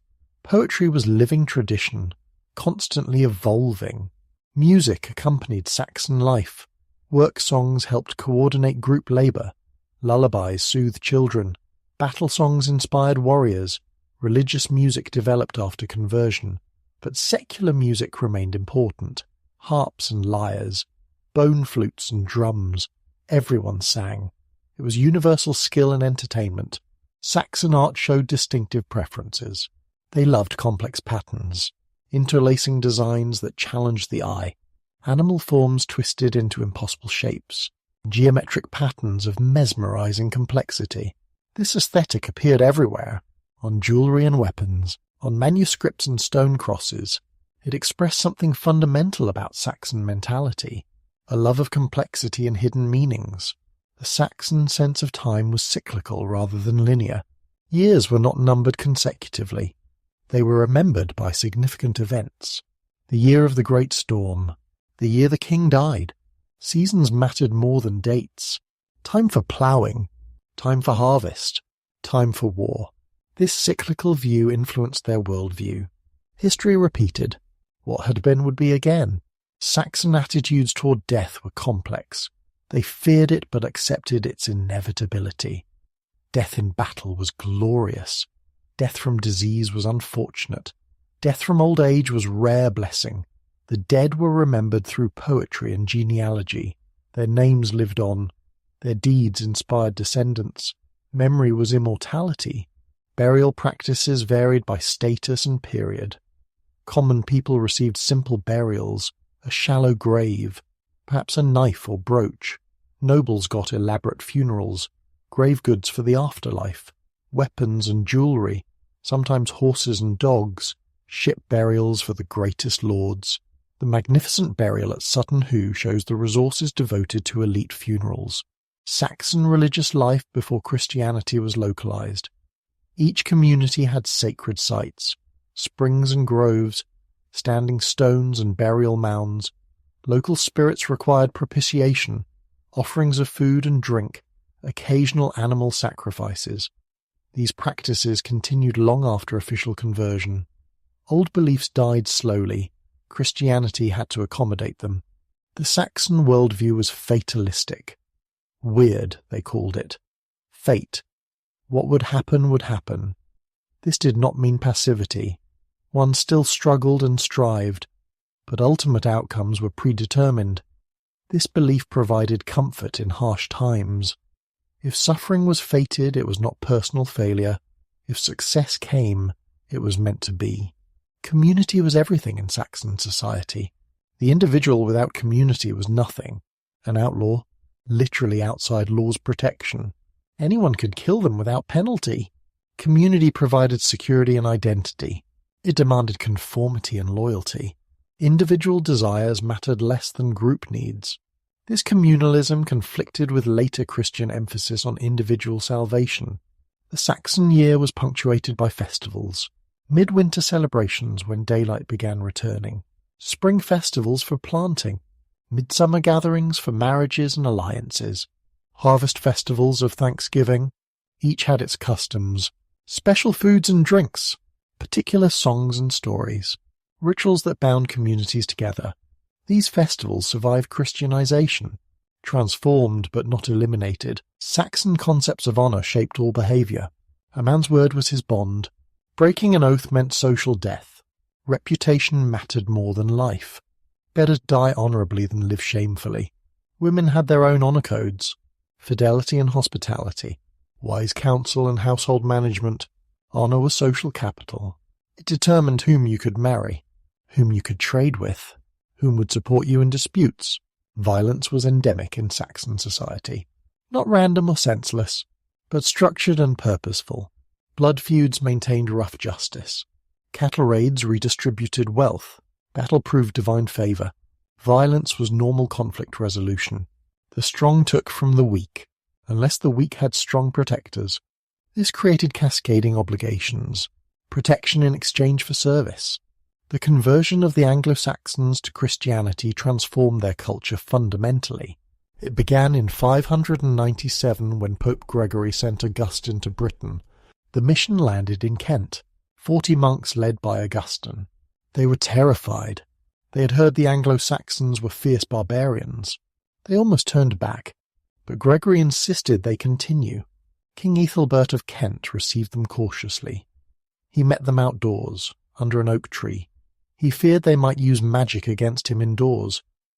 But he listened. His wife Bertha was already Christian, a Frankish princess who had brought her faith to Kent.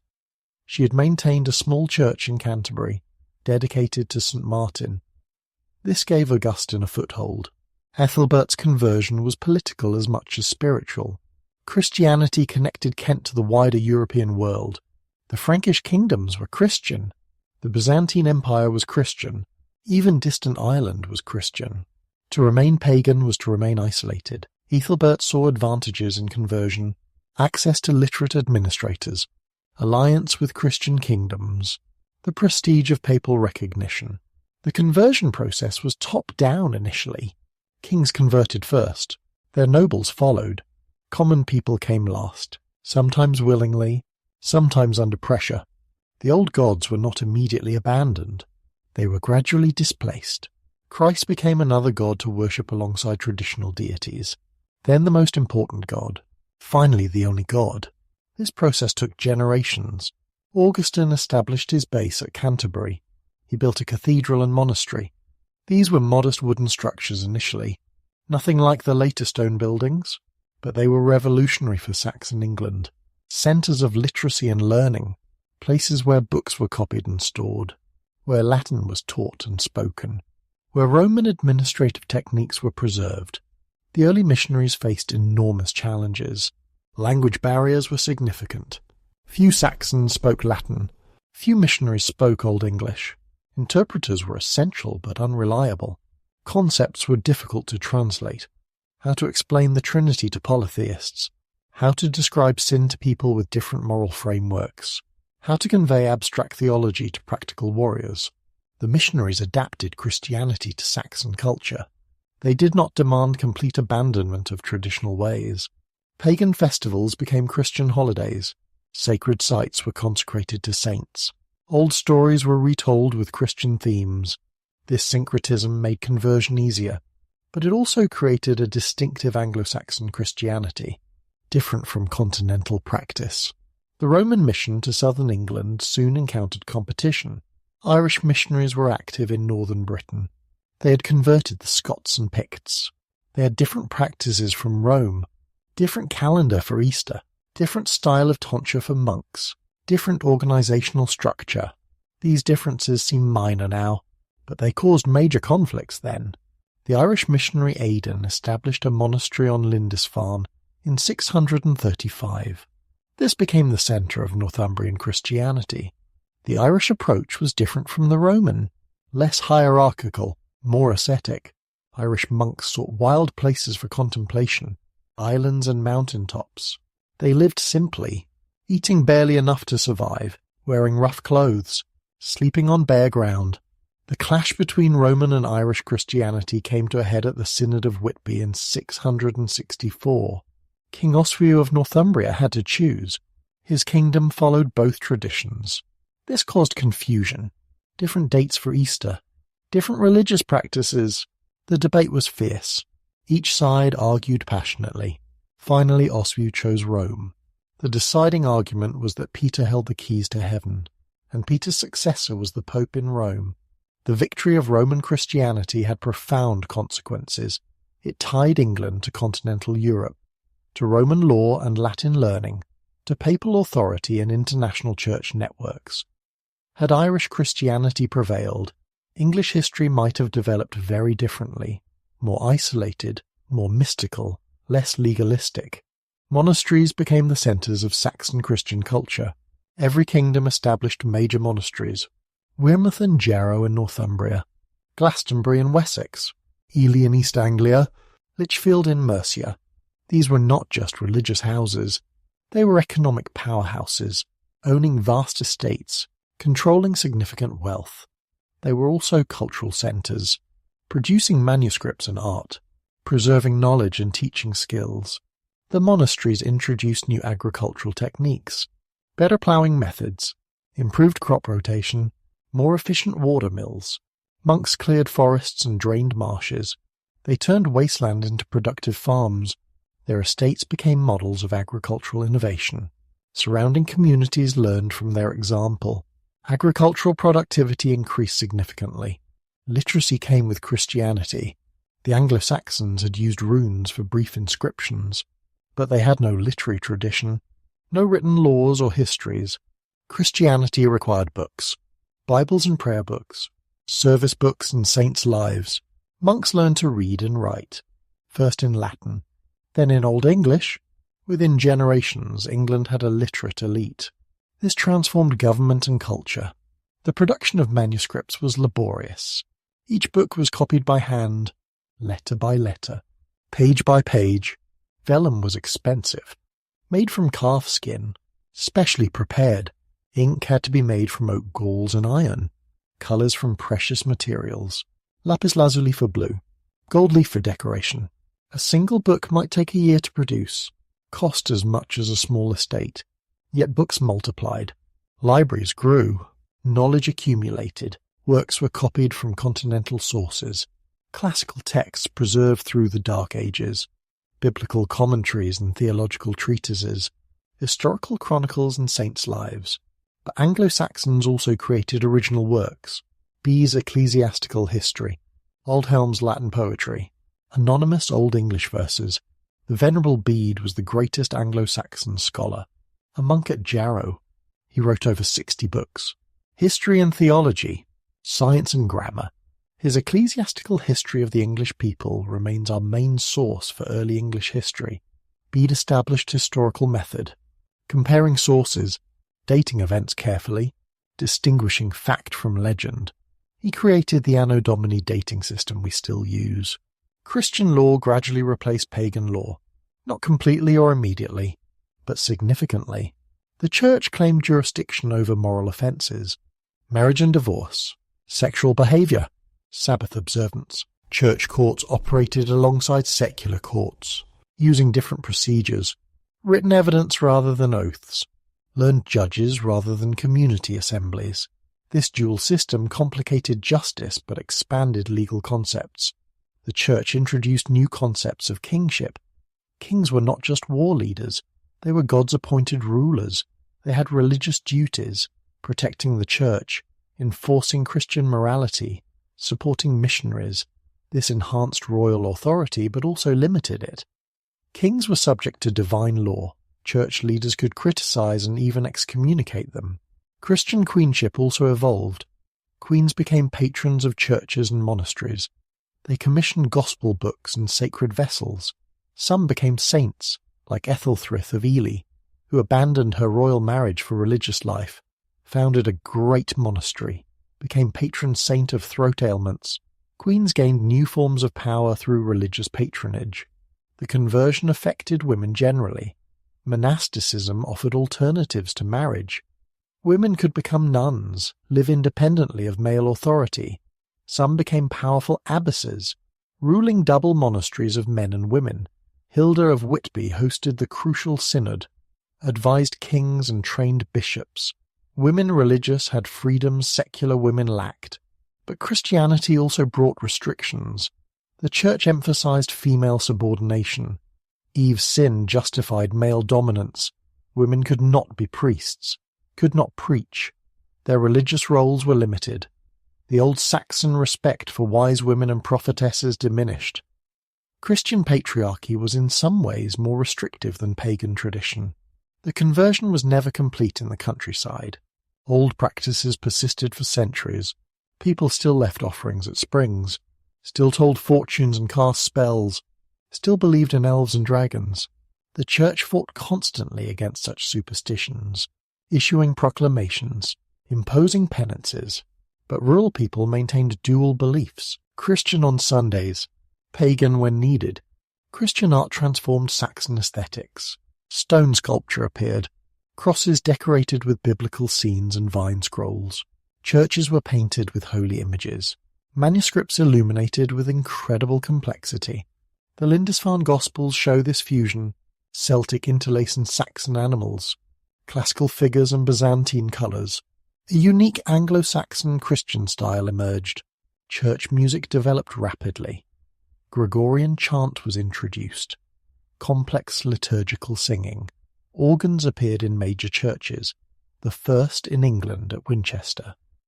Music education became important. Singers were trained from childhood. Musical notation was developed. The Church became patron of musical innovation.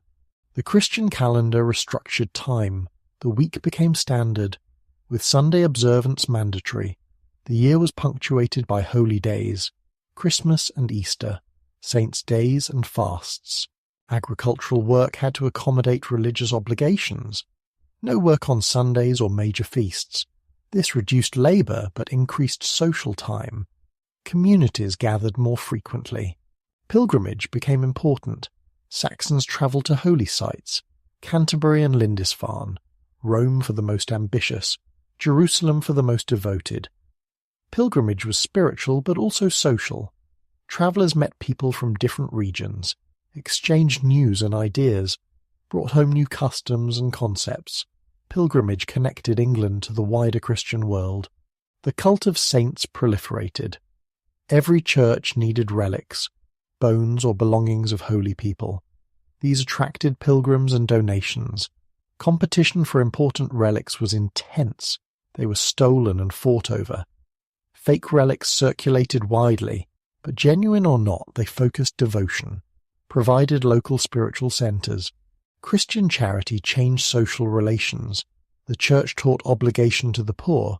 Almsgiving became religious duty. Monasteries fed the hungry, sheltered travellers, cared for the sick. This supplemented traditional kinship support, created new social safety nets, but also new dependencies. The poor became objects of charity rather than community members. Education expanded beyond monasteries. Cathedral schools were established, teaching Latin and theology, but also practical skills, law and administration, medicine and mathematics. These schools were primarily for clergy, but some nobles sent sons for education. Literacy slowly spread beyond religious circles. The conversion influenced language itself. Latin words entered Old English. Religious terms, obviously. Angel and demon, saint and shrine, but also administrative and cultural terms, school and master, verse and history. The English language was enriched, made capable of expressing new concepts. This linguistic expansion enabled cultural development. Christian historical consciousness replaced pagan cyclical time. History had direction. From creation through redemption to judgment, events had meaning within divine plan. This encouraged chronicle writing, recording events for posterity, understanding present through past. The Anglo-Saxon chronicle began in Alfred's reign, continued for centuries, creating historical memory. The conversion's economic impact was enormous. Churches required constant support, tithes and donations, land grants and labour service.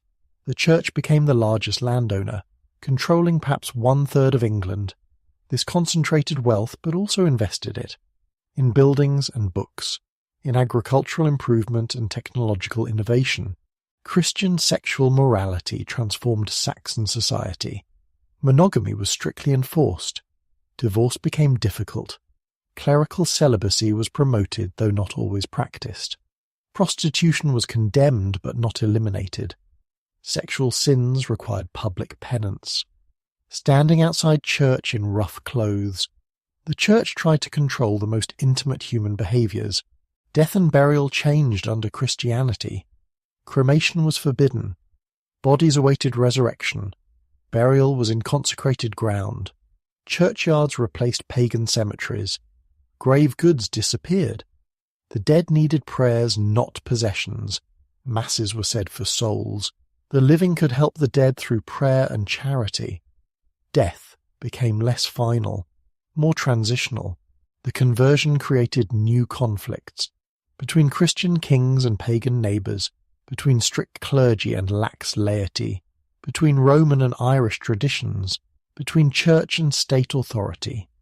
These tensions shaped Anglo-Saxon politics, created new alliances and enmities.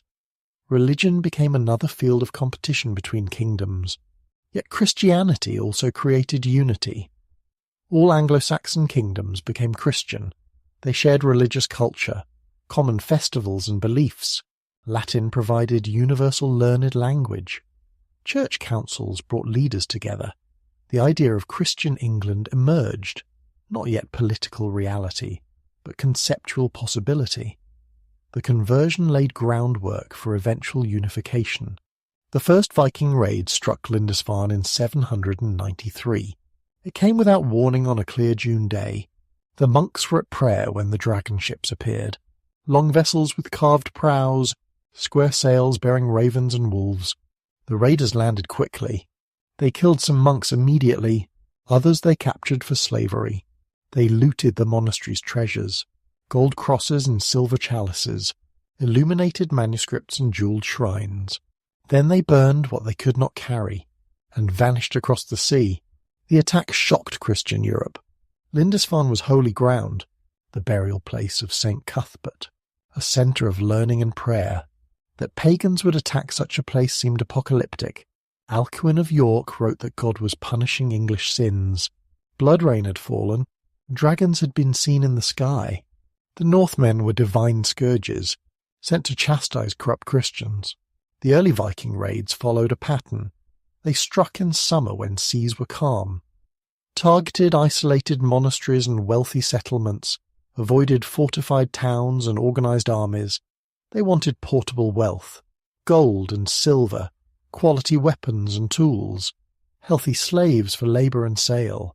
They were businessmen with swords, calculating profit against risk. The Vikings had advantages over Saxon defenders.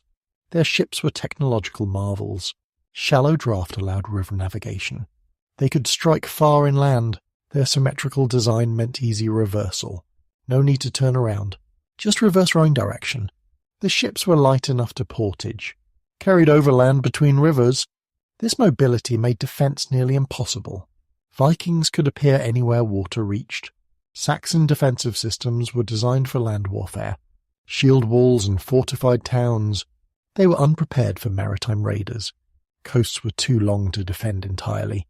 Rivers provided highways into the heart of kingdoms. By the time local forces gathered, Vikings had vanished. Pursuit was impossible. Saxon ships were inferior, slower and less manoeuvrable. The Vikings controlled when and where to fight. The raiders came from different Scandinavian regions.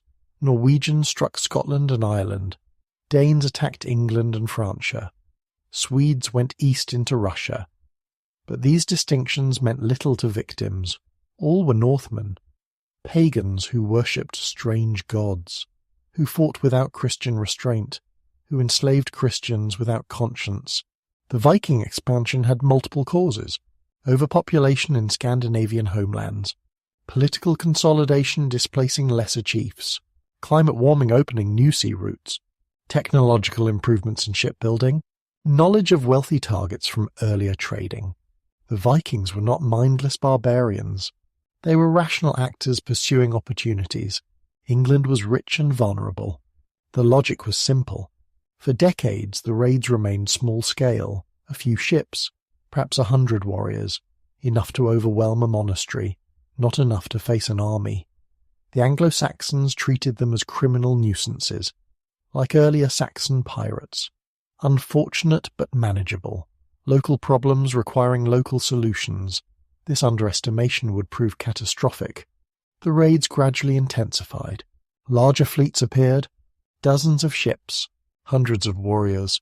They stayed longer, established temporary bases, extorted tribute from terrorized communities. The distinction between raiding and invasion blurred. Some Vikings began overwintering, setting up camps on defensible islands, planning next year's campaigns. The temporary was becoming permanent. In 865, everything changed. The great heathen army arrived. This was not a raid. It was an invasion. Hundreds of ships, thousands of warriors, led by the sons of Ragnar Lothbrok, Ivar the Boneless, Halfdan Ragnarsson, Ubba. They came to conquer, not just plunder, to take kingdoms, not just gold. The great army was professionally organized, disciplined warriors following experienced commanders. They had siege equipment and cavalry, supply systems and intelligence networks. They were not a barbarian horde. They were a military machine, superior to anything the Anglo-Saxons could field. The conquest of England seemed inevitable. The Vikings struck Northumbria first. The kingdom was divided by civil war. Two rivals claimed the throne. The Vikings exploited this division. They captured York in 866, killed both rival kings, installed a puppet ruler. Northumbria effectively ceased to exist as an independent kingdom. It became the Viking kingdom of Jorvik. Next they turned on East Anglia. King Edmund led resistance. He was captured and executed, tied to a tree and shot with arrows, then beheaded. He became Saint Edmund the Martyr. His death symbolized Christian suffering under pagan assault. East Anglia fell completely, its royal line extinguished, its independence ended. Mercia was attacked in 867. The Vikings occupied Nottingham. King Burgred called for help. Wessex sent forces, but no battle occurred. The Vikings negotiated withdrawal, paid to leave. They had learned to extract wealth through threat as well as violence. Danegeld, it would be called. Protection money, pay us or we destroy you. The Vikings had a strategic innovation. They seized royal estates and religious centres, but left agricultural areas functioning. Dead farmers produced nothing. Living farmers could be taxed indefinitely. The Vikings were not mere destructors. They were economic exploiters. They wanted sustainable extraction, not one-time plunder. In 871, the Great Army invaded Wessex, the last independent Saxon kingdom. They established a base at Reading, fortified with earthworks. From there they raided surrounding countryside. Wessex forces responded. A series of battles followed, Ashdown and Basing, Meriton and Wilton. Neither side achieved decisive victory, but Wessex was slowly losing. Each battle weakened them. The Vikings could replace losses. Wessex could not. King Ethelred of Wessex died during this crisis. His brother Alfred succeeded him. Alfred was 23, scholarly and religious. He seemed an unlikely war leader. The Vikings probably expected easy victory. They had defeated every other Saxon kingdom. Why should Wessex be different? Alfred paid the Vikings to leave, not from cowardice but from pragmatism. Wessex needed time. Time to reorganize, time to prepare, time to learn from defeats. The Vikings accepted payment and withdrew. They spent the next years conquering Mercia. Alfred used this respite wisely. He studied Viking tactics, reformed Saxon military systems, prepared for their inevitable return. The Viking conquest technique was sophisticated. They identified political weakness, exploited succession disputes, supported rival claimants, divided and conquered. They understood Saxon politics, who hated whom, which alliances were fragile. where pressure would cause collapse. This political intelligence was as important as military might. Viking settlement began almost immediately. Warriors brought families from Scandinavia, claimed conquered lands, established farms and towns. They did not remain separate. They intermarried with English women, adopted some English customs, created Anglo-Scandinavian culture. Within a generation, Viking settlers were indistinguishable from neighbours, except for names and some customs. The Danelaw emerged in conquered territories, areas under Danish law rather than English. Different legal systems, different land ownership patterns, different social structures. The Danelaw was not uniform. Each region developed distinctly, but all shared Scandinavian influence. Place names ending in by and thorp, legal terms like law and skill, social concepts like huskarls and jarls. Viking economic impact was complex. They destroyed much initially. Monasteries burned, towns looted, trade disrupted. But Vikings were traders as well as raiders. They reconnected England to Scandinavian trade networks, brought silver from Islamic lands, furs from Russia, amber from the Baltic. The Viking towns of York and Lincoln became commercial centres, wealthier than ever before. The Vikings introduced new technologies, better shipbuilding techniques, superior metalworking, advanced navigation methods. They brought new crops and agricultural practices, new architectural styles, stone building techniques. The round tower churches of East Anglia show Viking influence. Technology transfer went both directions. Vikings adopted English innovations too. Viking religion was Germanic paganism, similar to what Anglo-Saxons had practiced. They worshipped Odin and Thor, Frey and Freya. They believed in Valhalla, where warriors who died bravely feasted eternally. This religion justified violence, glorified warfare, made death in battle desirable. Christian Anglo-Saxons were horrified, but also recognized familiar elements. These were their own abandoned gods returning. Some Vikings converted to Christianity quickly, especially those who settled among English populations. Conversion facilitated integration, allowed intermarriage, enabled political participation, but conversion was often superficial. Christ became another god in the pantheon. Christian symbols mixed with pagan, Thor's hammer and Christ's cross worn together. True conversion took generations. The psychological impact of Viking raids was enormous. The sense of security vanished. Every coastal settlement was vulnerable. Every river a potential invasion route. People lived in constant fear. When would the Northmen return? Would the harvest be gathered or stolen? Would children grow up free or enslaved? This pervasive anxiety shaped the Saxon mentality, made them harder, more militaristic, more unified against external threats. Saxon Christianity was challenged by Viking success. If God was omnipotent, why did he allow pagan victories? Were the Vikings' divine punishment for sin? Or was the Christian God weaker than Viking gods? Some Anglo-Saxons probably reconsidered their faith. Others became more devout, seeking divine intervention through prayer and penance. The Viking Age transformed Saxon warfare. Traditional tactics failed against Viking mobility. New approaches were needed. Fortified towns called burhs, standing armies rather than seasonal levies, naval forces to challenge Viking sea control, intelligence networks to track Viking movements. The Saxons had to become more like Vikings to defeat them. The economic burden of Viking wars was crushing.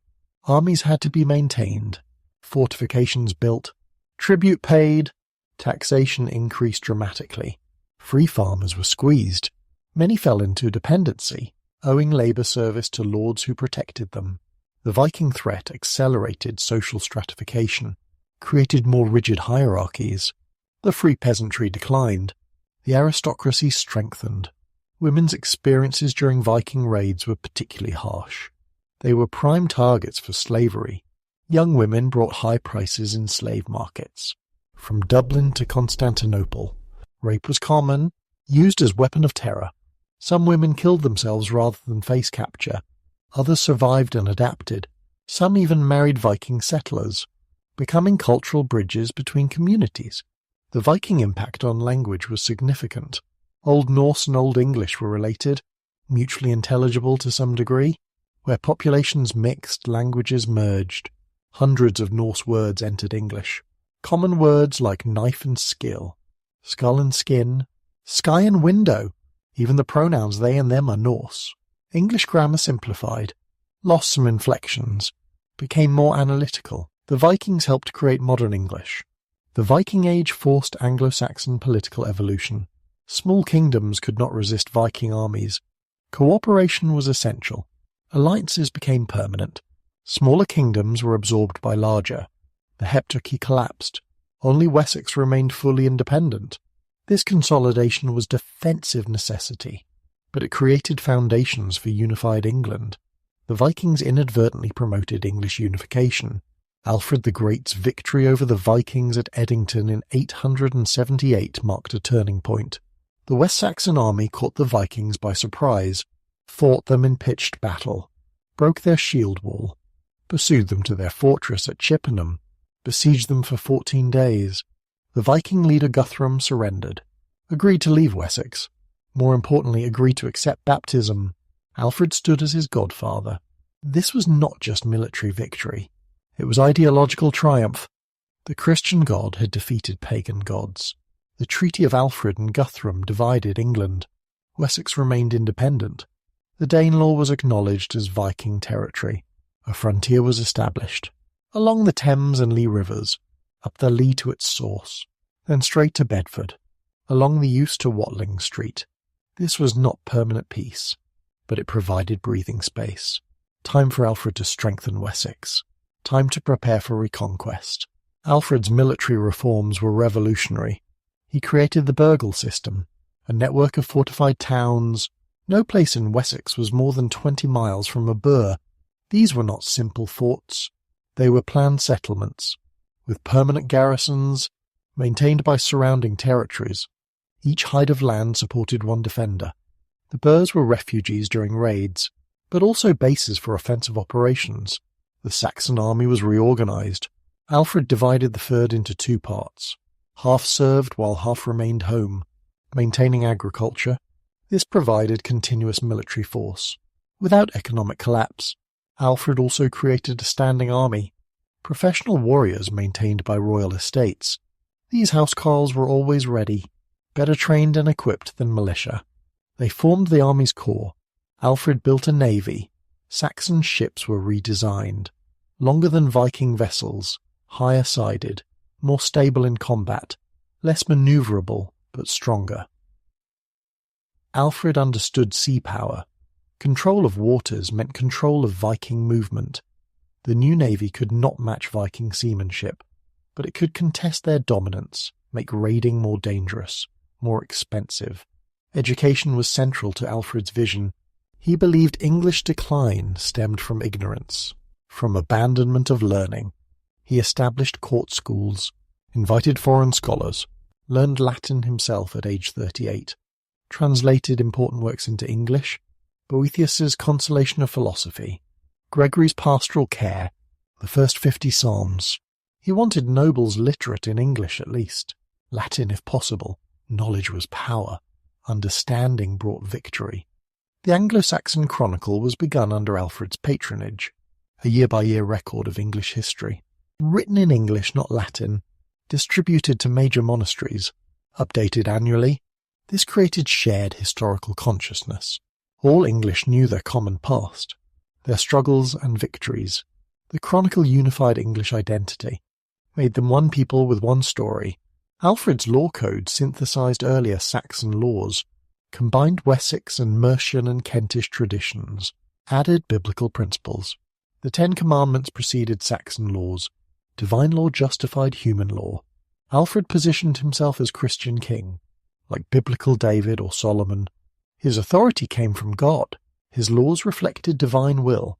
This enhanced royal power while limiting it. Kings were God's servants, not gods themselves. The economic recovery under Alfred was remarkable.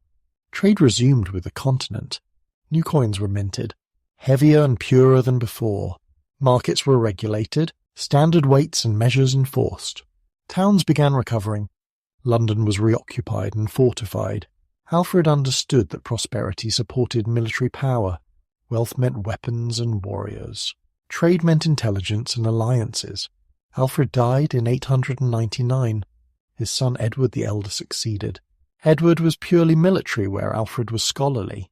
He spent his entire reign conquering the Danelaw, systematically reducing Viking territories, building new burhs as he advanced. His sister Ethelfled ruled Mercia, the Lady of the Mercians. She was a formidable leader, building burhs and leading armies. Brother and sister coordinated their campaigns, squeezing Vikings between them. By 920, Edward controlled all England south of the Humber. Viking kingdoms survived only in Northumbria. Even they acknowledged Edward's supremacy. He was king of all the English, Rex Anglorum, the first to claim that title meaningfully. England was becoming reality, not just aspiration, though regional differences remained strong. Edward's son Athelstan completed the conquest. He invaded Northumbria in 927, captured York, drove out the Viking king. For the first time, all England was under one ruler, from Northumbria to Cornwall, from East Anglia to the Welsh borders. Athelstan called himself king of all Britain, an exaggeration but not entirely false. The Battle of Brunanburh in 937 secured English unity. A great coalition attacked Athelstan, Scots and Strathclyde Britons, Dublin Vikings and Northumbrian rebels. The battle was massive by medieval standards. Thousands died. The coalition was crushed. 5 kings and 7 jarls fell. The victory resonated for generations, celebrated in poetry, remembered as England's defining moment. The late Saxon state was sophisticated. Shires were subdivided into hundreds. Each hundred had its court, meeting monthly, handling routine justice. Shire courts met twice yearly. For serious cases, royal officials supervised. Ealdormen commanded military forces. Sheriffs collected taxes. Bishops provided moral authority. This administrative system was more advanced than most European kingdoms. The taxation system was complex but effective. Every hide of land was assessed, owed military service and public works, bridge building and fortress maintenance. The geld was a land tax, paid in silver, rates varied by emergency. 2 shillings per hide normally, 4 or 6 during crises. This provided regular royal income, funded armies, and administration. Towns grew rapidly in the late Saxon period. Not just fortified burhs, but commercial centres. Winchester and London, York and Lincoln, Norwich and Oxford. Towns had special privileges, their own courts and customs. Merchant guilds regulated trade. Craft guilds maintained standards. Urban populations were small by modern standards, perhaps 50,000 in all England, but their influence exceeded their numbers. The coinage system was sophisticated. Royal mints operated in major towns, producing silver pennies, uniform weight and purity, the king's image and name, money as names on reverse, identifying responsibility. Counterfeiting brought severe punishment, hand amputation or death. The money supply was carefully controlled, reformed every few years, old coins exchanged for new, a profit to the crown. Late Saxon culture flourished. The Benedictine reform revitalized monasticism, stricter rules, better education, more elaborate liturgy. Great monasteries were rebuilt in stone, Winchester and Glastonbury, Ely and Peterborough. These were centres of learning and art, producing illuminated manuscripts, training scribes and artists, preserving classical knowledge. Literature reached new heights. Religious poetry in Old English, saints' lives and biblical paraphrases, secular poetry too. The Battle of Maldon, The Wanderer, The Seafarer. These works show sophisticated artistry, complex metaphors, intricate alliteration, deep emotional resonance. They express the Saxon experience, loss and exile, loyalty and betrayal, the transience of earthly glory. Art became more sophisticated. Stone sculpture developed, elaborate crosses with biblical scenes, church decorations with interlacing patterns. Manuscript illumination reached extraordinary levels. The Benedictional of St. Ethelwald, rich colours and gold leaf, Byzantine influence but distinctly English style. Metalwork achieved technical perfection. The Fuller brooch, the Alfred jewel, objects of incredible craftsmanship. The church was fully integrated into government. Bishops sat in royal councils, advised on policy, administered justice. Monasteries were major landowners, perhaps controlling 1/3 of England. They provided education and healthcare, copied books and documents, maintained historical records. The church was not separate from the state. It was part of governance. Women's status in late Saxon England was complex. Legally, they had significant rights. Could own land, make wills, conduct business. Some women wielded real power. Queen Alfthryth ruled as regent. Abbesses controlled vast estates, but most women lived restricted lives, subordinate to fathers and husbands. Their primary roles were domestic, managing households, raising children, producing textiles. Slavery declined but did not disappear. Perhaps 10% of the population were slaves, war captives and debtors, born slaves and penal slaves, but manumission was common. Freed for piety or payment, the church encouraged freeing slaves, called it charitable. Many wills included slave liberation.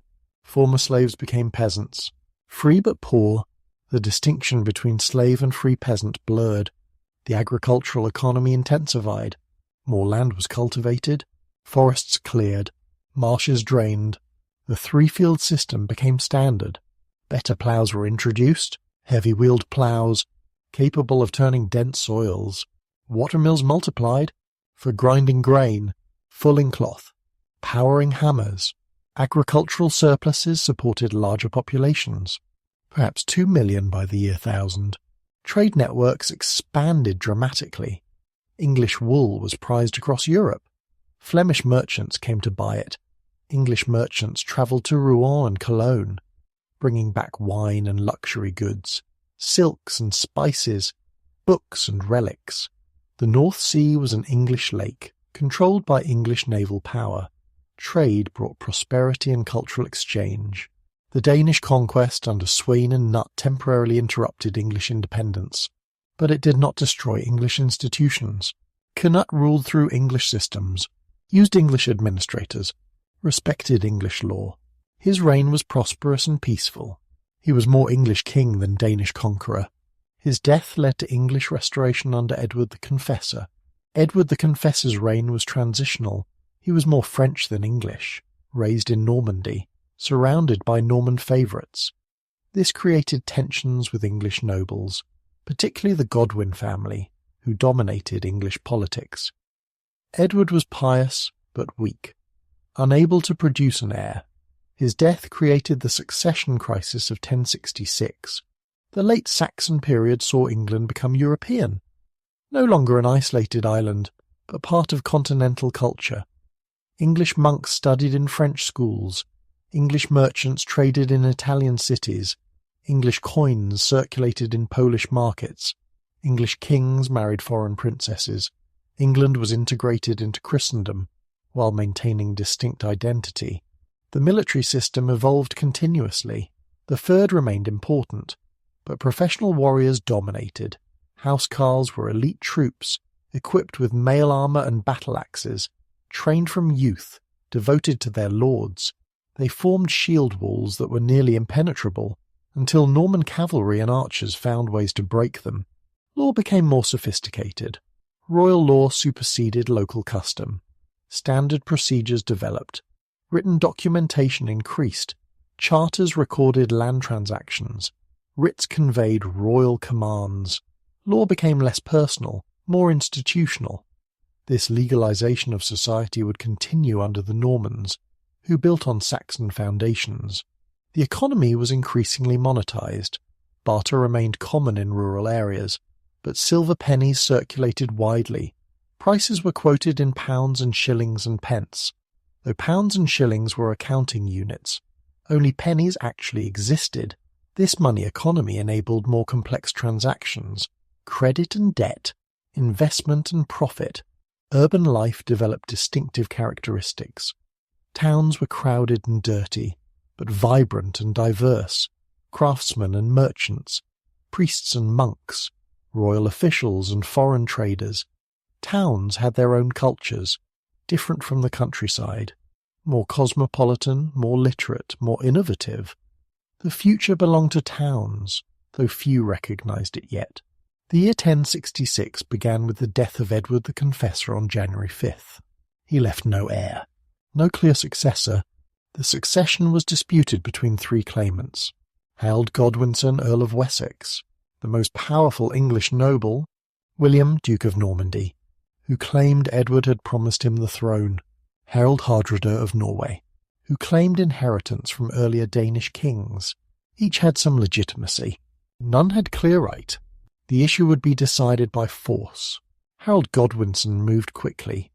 The very next day after Edward's death, he had himself crowned in Westminster Abbey. Speed was essential. Possession was stronger than legal argument. The Witan, the Council of Nobles, supported him. He was English. He was capable. He was present. William was across the sea. Hardrada was in distant Norway. Harold seized the moment, but Harold's position was precarious.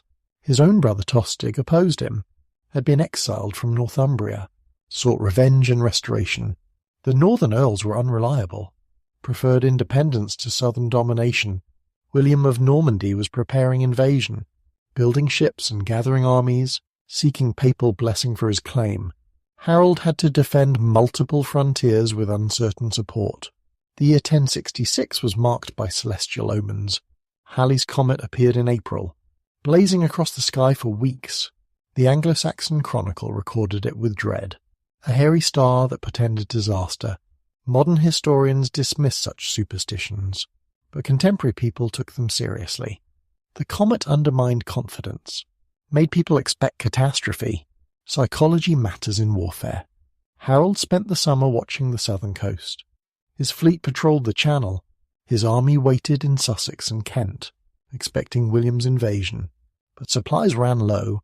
The ferd could not stay indefinitely. Farmers needed to return for harvest. By September 8th, Harold dismissed his forces. The fleet returned to London. The ferd dispersed to their homes. The coast was undefended. Meanwhile, Harold Hardrada invaded northern England. 300 ships carrying 15,000 warriors. The most feared Viking warrior of his age. He was joined by Tostig with additional forces. They sailed up the Humber, landed near York. The northern earls, Edwin and Morcar, gathered their forces, met the invaders at Fulford on September 20th. The English were crushed. The survivors fled. York surrendered. Harold learned of the northern invasion while in London. He gathered his housecarls and whatever forces were available, marched north with extraordinary speed, covered 200 miles in 4 days, an incredible feat of endurance. He arrived at York on September 24th. The invaders were unprepared, celebrating their victory, waiting for hostages and supplies. The Battle of Stamford Bridge on September 25th was savage. Harold caught the Vikings by surprise. Many were without armour, having left it with the ships. The fighting was fierce. Harold Hardrada fell early, struck by an arrow in the throat. Tostig died fighting. The Vikings were slaughtered. Of 300 ships that came, only 24 returned. The last great Viking invasion had failed. But while Harold was in the north, William landed in the south, on September 28th, at Pevensey Bay. Unopposed, the Norman army was perhaps 7,000 strong, including cavalry, which the English lacked. They built a wooden castle at Hastings, began ravaging the countryside, forcing Harold to respond, to defend his own earldom. William had chosen his landing site carefully. Harold faced an impossible situation. His army was exhausted from Stamford Bridge, depleted by casualties, far from home. But William was destroying Sussex, Harold's own estates. His people were suffering. He had to march south immediately. No time for proper rest, no time to gather full forces. Speed had brought victory in the north. Perhaps it would work again. Harold reached London on October 6th, stayed only days, gathering whatever forces he could. His brothers Gurth and Leofwine joined him. Some fresh troops arrived, but many areas sent nothing. The northern earls remained in York. licking their wounds, securing their territories. Harold had perhaps 7,000 men when he marched south, equal in number to William, but tired where William's men were fresh. Harold took position on Senlac Hill, 7 miles from Hastings, a strong defensive position, steep slopes on 3 sides. His housecarls formed the centre, the fyrd on the flanks. They formed the traditional shield wall, overlapping shields, spears and axes ready. It had never been broken by cavalry. Harold was confident. He had chosen his ground well. The Battle of Hastings on October 14th lasted all day. William attacked repeatedly. Norman cavalry charged up the hill, were repulsed by the shield wall. Norman archers shot volleys, but uphill shooting was ineffective. The shield wall held firm. Saxon axes split Norman shields and skulls. The battle seemed to be going Harold's way. Then came the crucial moment. Some Normans fled, or pretended to flee. Part of the Saxon line broke ranks, pursued them down the hill. The Normans turned, cut down the pursuers. William ordered more feigned retreats. Each time some Saxons pursued. Each time they were killed. The shield wall was weakening. Gaps appeared. As evening approached, William ordered his archers to shoot high. Arrows fell behind the shield wall. One struck Harold in the eye, or near it. The exact circumstances are disputed, but Harold was wounded. Then Norman knights broke through. Harold was cut down. His brothers died beside him. The housecarls fought to the last, dying where they stood, as their oath demanded. With Harold dead, English resistance collapsed. The surviving fyrd fled into the forest. William had won. England had lost. The battle was decisive, not just tactically, but strategically and culturally. The old English nobility was destroyed. The Anglo-Saxon state was decapitated. 900 years of Germanic England ended in a single October day. William marched slowly toward London, devastating the countryside, demonstrating the cost of resistance. The remaining English leaders gathered in London, debated resistance. Edgar the Etheling was proclaimed king, grandson of Edmund Ironside. But he was a boy, 15 years old, without military experience or political support. The cause was hopeless. Archbishop Stigand and other leaders met William at Berkhamsted, submitted to his authority, offered him the crown. William accepted graciously, promised to be a good lord, if they were faithful subjects. On Christmas Day, 1066, William was crowned in Westminster Abbey, the same church where Harold had been crowned, less than a year before. The symbolism was deliberate, continuity and change simultaneously. The Norman conquest was not immediate. Resistance continued for years. Rebellions in Exeter and York, in the Fens and the Welsh borders. Hereward the Wake held out in Ely. English exiles raided from Scotland and Ireland. But William responded brutally. The harrying of the north in 1069. Systematic destruction of Yorkshire. Villages burned, livestock slaughtered, population starved. Perhaps 100,000 died. The north took generations to recover. The Normans imposed a new aristocracy. English nobles were dispossessed, their lands given to Norman followers. By 1086, only 2 major English landowners remained. The rest were Norman or French. The English became second class in their own country. The language of government became French. The language of the church remained Latin. English survived only among common people. The Domesday Book of 1086 recorded the transformation, a complete survey of England, every manor and mill, every ox and plough, who owned what it was worth. The survey showed Norman dominance was complete. They owned the land. They controlled the wealth. They held all power. The English were tenants and workers, servants in what had been their country. Norman castles dominated the landscape. Motte and Bailey fortifications, earth mounds topped with wooden towers, later rebuilt in stone. These were not communal defences like Saxon burhs. They were private fortresses, controlling surrounding territories, symbols of occupation, instruments of oppression. Every major town had its castle, watching, threatening, dominating. The church was Normanized too. English bishops and abbots were replaced. Norman clergy took their positions. Latin replaced English in services. Norman architectural styles replaced Saxon. Great stone cathedrals rose, Durham and Winchester, Norwich and Canterbury, magnificent buildings, but alien to English tradition. The very stones spoke French. Saxon culture went underground, but did not disappear. English continued to be spoken. Stories were still told, songs still sung, in villages and forests, in mills and markets, where Normans rarely went. The English maintained their identity, quietly, carefully, waiting. Some fled to Byzantium, joined the Varangian Guard, English warriors serving Greek emperors. Others went to Scotland or Ireland, maintaining English traditions in exile. The English language survived but changed. French words flooded in, government and law terms, military and architectural vocabulary, cooking and fashion words. The language stratified. French words for prepared food, beef and pork and mutton. English words for living animals, cow and pig and sheep. The linguistic division reflected social division. French-speaking nobles, English-speaking workers. Some Saxons collaborated with Norman rule, learned French, served Norman lords, rose to minor positions, sheriffs and reeves, clerks and administrators.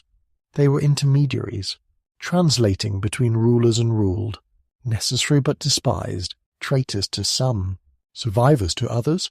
They preserved some English influence in government, but at the cost of their English identity. Intermarriage began almost immediately. Norman lords took English wives, sometimes willingly, often not. Their children were mixed, Norman by law, partially English by blood. Within generations the sharp distinction blurred. The descendants of conquerors became English, adopted English customs, learned English language. The conquest transformed both conquered and conquerors. The Saxon legal system partially survived. Norman lords needed functioning administration. English laws and customs continued, modified but not replaced. The hundred and shire courts still met, using English procedures, speaking English. The Normans added their own laws, forest laws particularly, harsh protection of hunting rights, but the substrate remained English. Saxon Christianity endured but evolved. Popular devotion continued, pilgrimages to English shrines, veneration of English saints, but official church culture became continental. Roman liturgy replaced English variations. Gregorian chant replaced English singing. The church became more uniform, less distinctively English, part of universal Christendom rather than national church. The economic impact was severe initially. War and rebellion disrupted agriculture. Trade networks were broken. Towns were damaged. Population declined. But Normans eventually brought benefits. Better agricultural techniques, stronger trade connections with the continent, more sophisticated financial systems. Jewish merchants arrived under Norman protection, providing credit and facilitating commerce. The Normans introduced feudalism properly, more systematic than Saxon lordship. Every piece of land held from someone, ultimately from the king, in exchange for military service, 40 days annually. This militarized landholding made every manor support warfare. The Saxon fyrd of free farmers disappeared, replaced by feudal levies of dependent knights. Women's status declined under Norman rule. Norman law was more restrictive than Saxon. Women lost property rights, could not witness legal documents, could not inherit if male relatives existed. Marriage became more controlled. Aristocratic women were pawns in political alliances. Common women had even fewer rights. The relative freedom of Saxon women vanished. The Norman conquest was catastrophic for Saxon England. An entire civilization was subordinated, its language suppressed, its culture marginalized, its people dispossessed. Yet Saxon England did not entirely die. It went underground, preserved in common people's daily lives, in language and custom, in memory and hope, waiting for resurrection, which would come, eventually, as Norman conquerors became English, as English culture re-emerged, transformed but continuous. the Saxon foundation remained, buried but not destroyed, ready to sprout again when conditions changed. The story of the Saxons does not end in 1066. It transforms, continues in different forms, in the English language that conquered the world, in English law that shaped nations, in English literature that expressed human experience. The Saxons lost their independence, but won a different victory. They made the conquerors English. They preserved what mattered most, not political power, but cultural identity, not noble bloodlines, but common humanity. The Saxon legacy lives on, in place names across England, in words we speak daily, in concepts of law and freedom, in poetry and story. The Saxons gave England its foundation, its language and laws, its administrative systems, its sense of identity. The Normans conquered England, but the Saxons created it. Their story deserves remembering, their struggles and achievements, their failures and successes, their humanity in all its complexity. The tale of the Saxons spans over 1,000 years of human struggle and triumph, from the dark forests of ancient Germania to the blood-soaked field at Hastings, from pagan warriors carrying Sax knives to Christian kings building great cathedrals. Their story is one of transformation and endurance, of conquest and being conquered, of creating a civilization that would outlast their political independence. We have walked through their villages and halls, heard their poets sing of heroes and fate, watched them clear forests and build kingdoms, seen them embrace new faiths and resist foreign invaders. The Saxons were not merely names in chronicles. They were people who loved and feared, who worked and fought, who created beauty and committed violence, who shaped the world we inhabit today. Their legacy surrounds us still, every time we speak English words like house and home, heart and hand, love and life. We echo Saxon voices every time we invoke concepts of law and justice, of representative government and individual rights. We build on Saxon foundations. They gave us more than they could have imagined, a language that became global, legal principles that shape democracies, a cultural identity that endures despite centuries of change. The Saxons remind us that history is not inevitable. It is made by human choices and chances, by individual decisions and collective actions, by adaptation and resistance, by creativity and destruction. They remind us that civilizations rise and fall, but cultural legacies can outlive political structures, that conquered peoples can transform their conquerors, that what seems like ending can be transformation. As we close this chronicle of the Saxon people, remember that their story continues in us, in the words we speak, the laws we follow, the literature we read, the very landscape we inhabit. England itself is their monument, not the England of any particular moment, but the continuous England, ever-changing yet somehow constant, built on Saxon foundations that run deeper than Norman castles, more permanent than political boundaries. Thank you for joining me on this journey through Saxon history. If you found value in this exploration of our shared past, if these stories of ancient peoples resonated with modern hearts, please consider subscribing to this channel. Share this video with others who might appreciate history told not as dry facts but as human experience. Leave a comment sharing what aspect of Saxon culture most surprised or moved you. Your engagement helps these historical voices reach new audiences, ensures that the stories of the past continue to inform our present and inspire our future.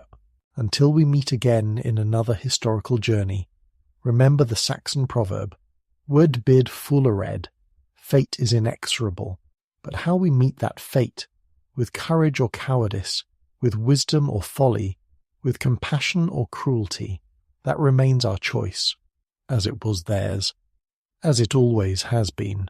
Through all the long centuries of human story,